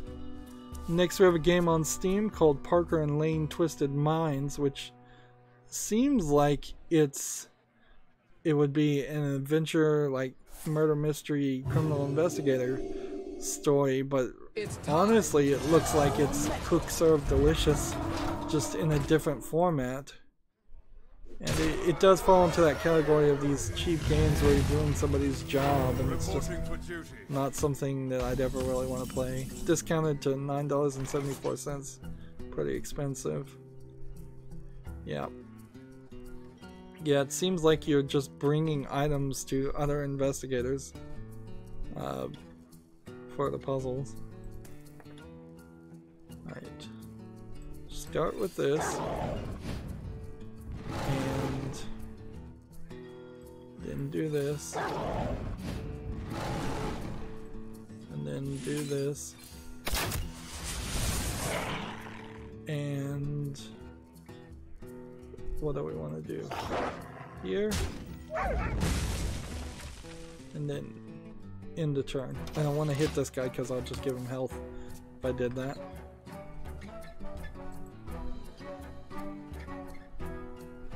Let's see, this game Jump Up we already talked about. 103 we already talked about. Polybius we already talked about. Singularity 5 we already talked about. Oh man, I'm just going the wrong direction, am I not? Oops. Alright, well, how am I gonna do that? Then that and This dungeon reeks of magic. that. Delightful. Just closed all the games. Things are just not working the way I'm used to them working.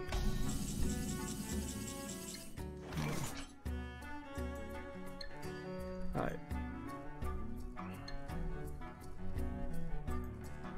Let's just see how this works.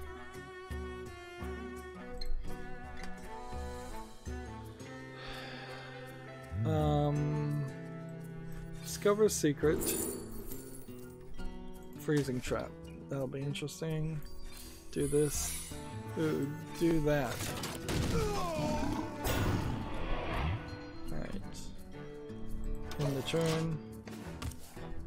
Gamatsu has an article. Catherine Classic has been rated in Australia, so the original Catherine might be coming to modern platforms. Now, I don't know why you would need the original version to come out, because Catherine Full Body, a new version of the original Catherine that adds a third heroine in the story to the story plus various other features, is coming out for the PS4 and PS Vita February 14th in Japan. Atlas, the article continues, Atlas has not announced any plans to bring back the original game. Let's see. Can we do this?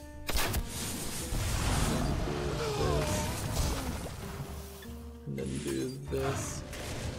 Job's done. I think I can play this next turn and we'll just see what happens. Yeah, I'm not sure why you would want Catherine Classic, but maybe it's just a re-release in case somebody wants the original version.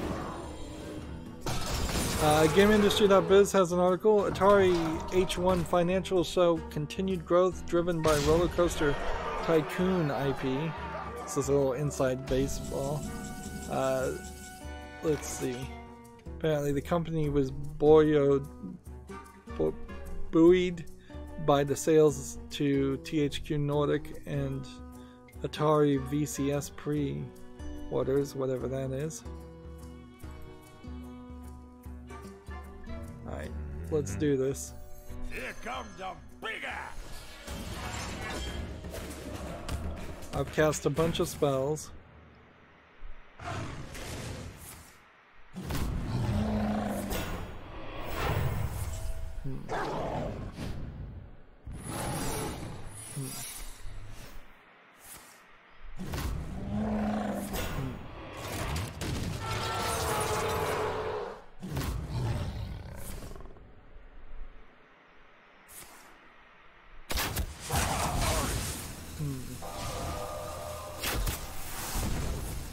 So this is not working as well as I would like it to, but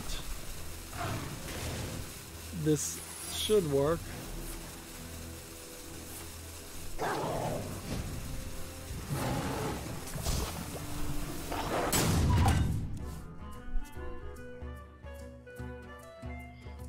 Well, that didn't run terribly.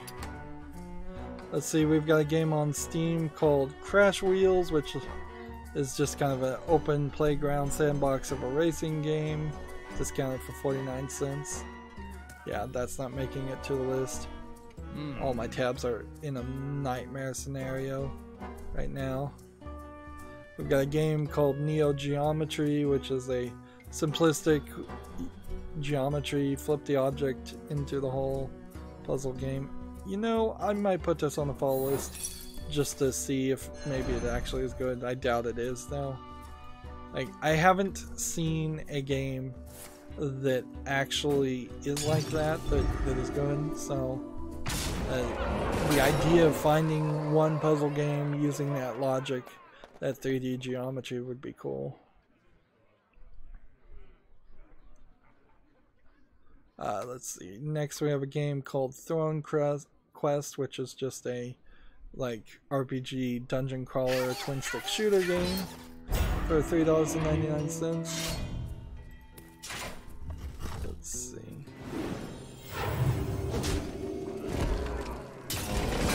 About that. Already talked about that one.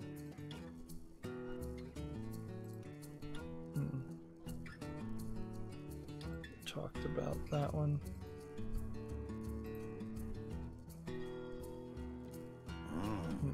This gonna hurt. Alright. Do this.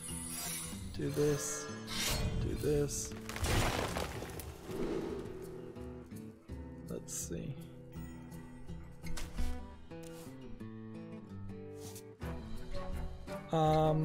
Do I have enough to do this right now? I think I do.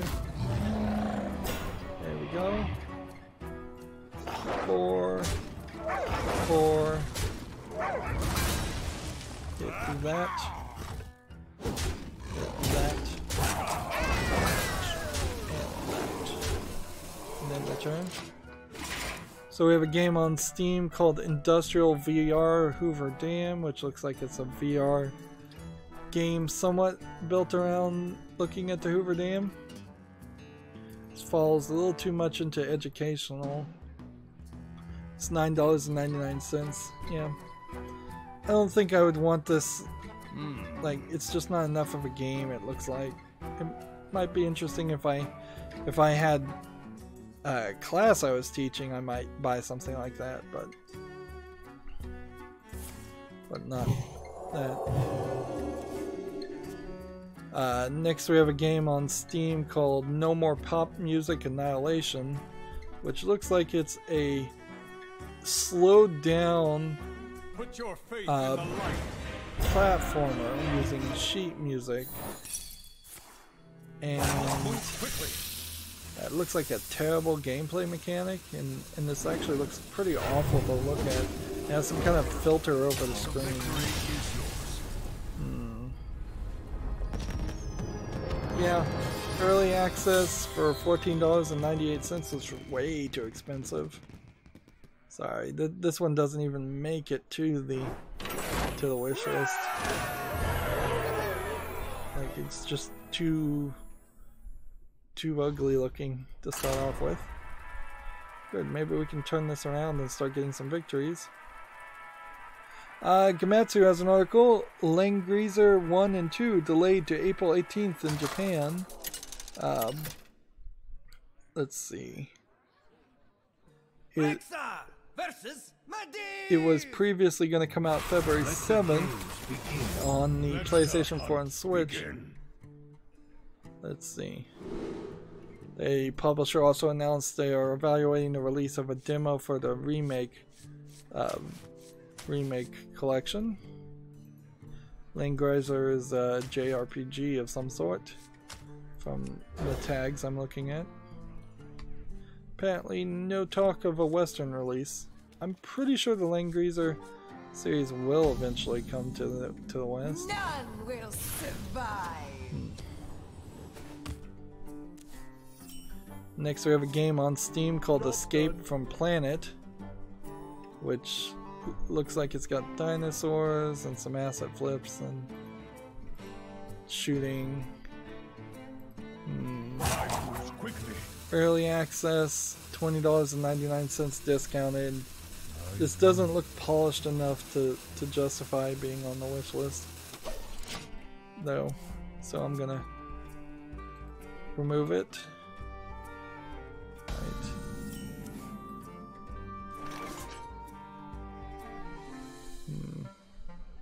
We already talked about that.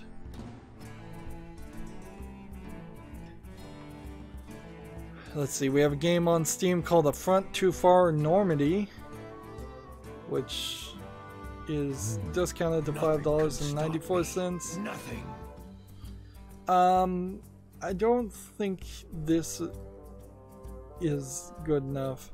Also, I don't really have a love for World War games, so yeah, this doesn't look polished enough to justify it. I might be willing at some point to play one like Normandy Beach focused World War I, World War II game, but it would have to be really good, and it probably would be a Battlefield or a Battlefront game, whichever one is the one that's not the Star Wars game.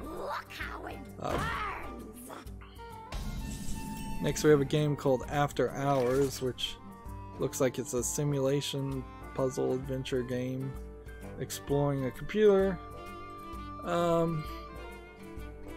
This is one of those games that we need to wait and see if it actually is good. It's not discounted, it's $9.99.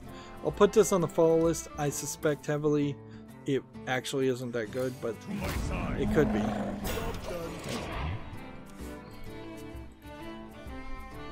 Let's see. Next we have a game on Steam called Psy-Shift, which looks like it's a marble rolling racing game of some sort. Looks slightly interesting as an idea, but Glory to the Sindorai.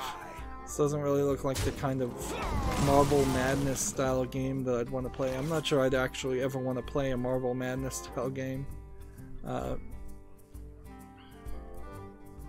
Early access discounted to $4.49. I don't think that needs to be on the list. So many freaking games. So many games. Let's see.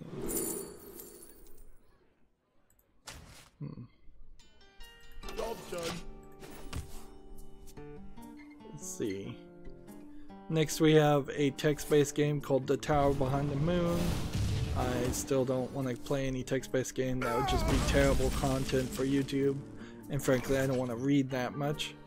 Discounted for $4.89. I still feel like if you want to read, just read. Don't justify your reading by playing a video game around it.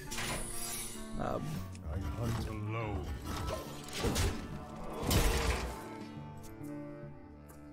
Let's see. Next we have a game on Steam just called Tanks. And yeah. It's a kind of cell phone looking tank game of some sort. Color me unimpressed. Discounted to 74 cents. Price alone pretty well explains the level of quality of a lot of these games.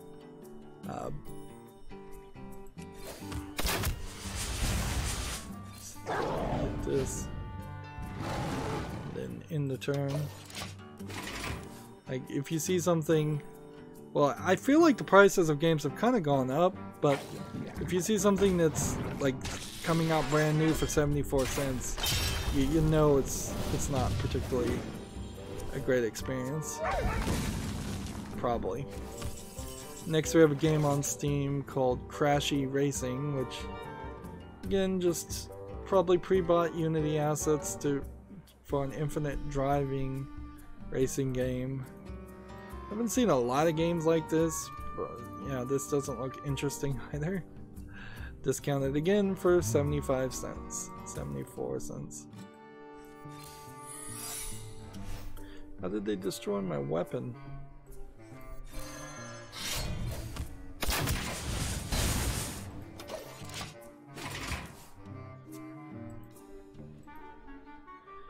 And earlier this week too, there was just nothing at all out that was new, and now we've just run into a really long list of games.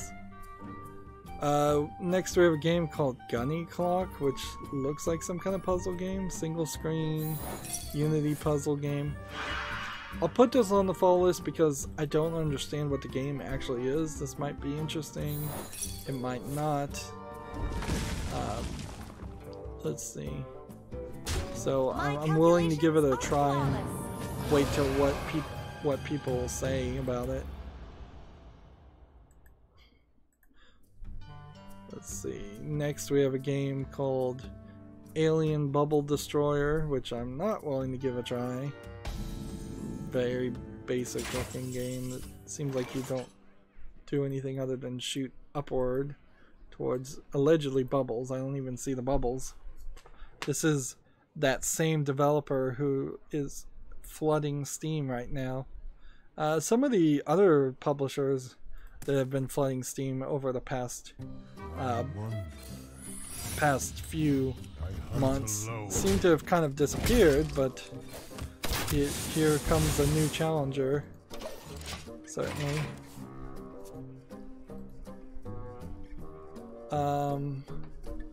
That same publisher now has this game Infinite Fall, where it looks like you're just always infinitely falling. Discounted to 74 cents again. That probably explains why there's so many games I'm looking at. Is literally because there's one or two publishers flooding Steam. I don't even know why you'd be doing that right now. Let's see. This. The eternal hunt has begun.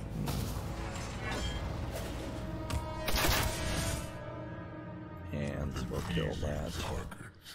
Job done. Gamatsu has an article. Sonic Mania Adventure Part 6 Holiday Special is now available. I did not realize that Sonic Mania was releasing more parts. Is this a game? Oh yeah, they're saying Sega has released a surprise 6th episode for the holidays. Like, no, this isn't even a video game. This is an anime of Sonic Mania Adventures. I thought there was a game called Sonic Mania Adventures. There's too many Sonic games. It's impossible to keep up with them. Alright. Well, we can't do that now. So we'll do that. we'll do this. We want cheap, and we want somewhat cheap.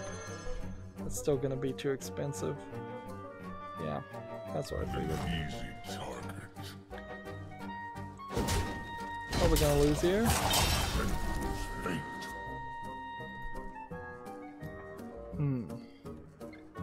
We've got a game on Steam called Rebel Forces. This is just an asset flip first-person shooter game. You can tell by a simple glance. It's free too, so if you want to check it out, you can. No in-app purchases or anything.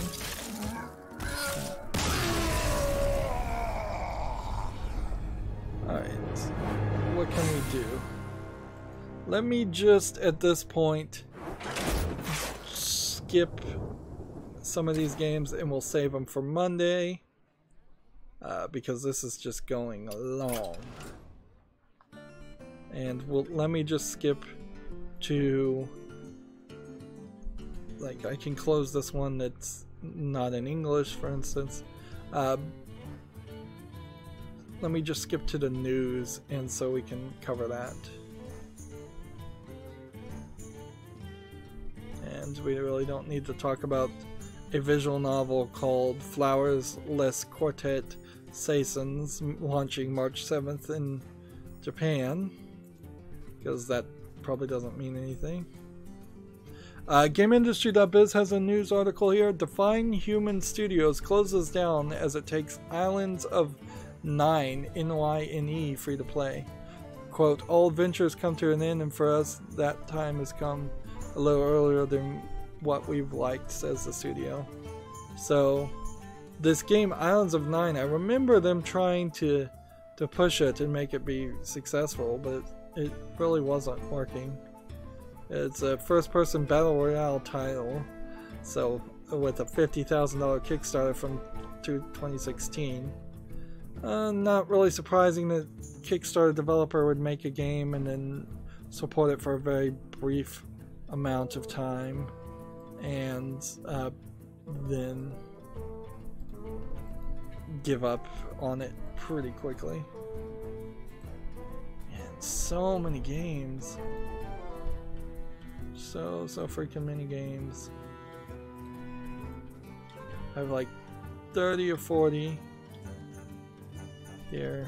I don't think too many of these are even duplicates, so I don't think that's the issue. One of the things that I think is worth mentioning is at least a couple of the games on my fall list have since been removed from Steam, so even a couple games that I thought were good got flagged as troll games or got removed for some other reason. As we're going through this, just looking at all of these. Let's see. TechRaptor has an article. Command & Conquer Remastered Community Council seeks to keep the game on track. That's a mouthful. Command & Conquer Remastered, probably a comma there. Community Council, comma, seeks to keep the game on track. Let's see. They've announced this council has been announced by Electronic Arts. The newly formed organization will be working as an intermediary between the developers and the community in order to make the best Command & Conquer games possible. I don't know why EA feels the need to make a council for that. Can they not do their own interaction and communication? Maybe they can't. The community council has 5 people named on here. One called CC Hyper, from an original developer from CNC Net. One called Tore, T-O-R-E, the co-founder of CNC Net. One called Pachote, P-C-H-O-T, one of the core OpenRA maintainers. One called 5 Aces, an OpenRA shoutcaster. And one called Biker Shows, Biker Shows, or Biker U-Shows, a top tournament player for CNC, and Grey Goo, Twitch streamer and YouTuber. So they've got like 5 people that are deep into the esports red alert community being part of that council. Maybe that makes sense. Let's see. In these games. Alright. So there's a ton of games that I did not cover. But I do want to just kind of quickly look down my Twitter feed and see if anything's happening this Friday. I don't know why. Why would there be anything happening on the Friday before the week of Christmas? Video game related. Yeah. I may have to go through some of these games and just do a pass without actually covering all of them. I've had to do that a couple times. Apparently Psychonauts is heading into Alpha 2. Psychonauts 2 is heading into Alpha. So, oh my goodness, Psychonauts 2 hasn't even been in Alpha yet? That's ridiculous. Gamma Sutra has an article, Discord raises another 150 million after opening its own game store. An hour ago, Hearthstone episode 1114 aired on my channel. Those numbers are getting ridiculously high. More games are coming out on Steam. Certainly.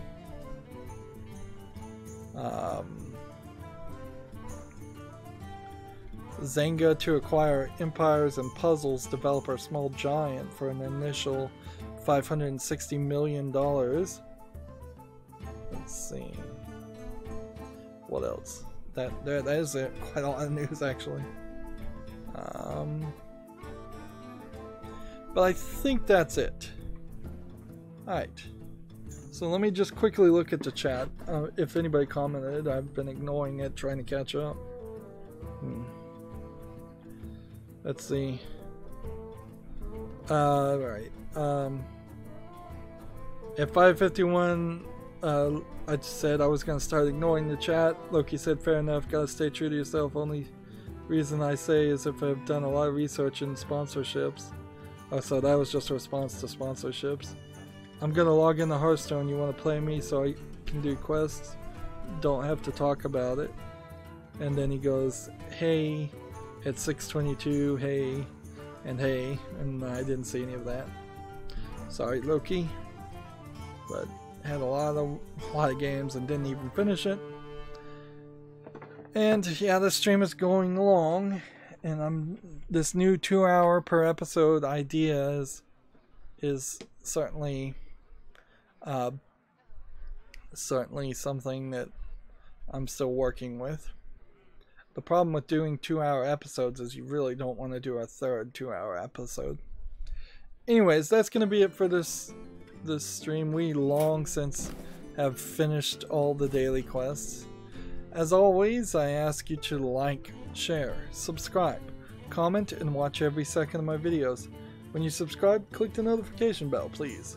If you want to friend or follow me on things like Twitter, Tumblr, Google+, Steam, or Battle.net, all of those links are down below in the description box.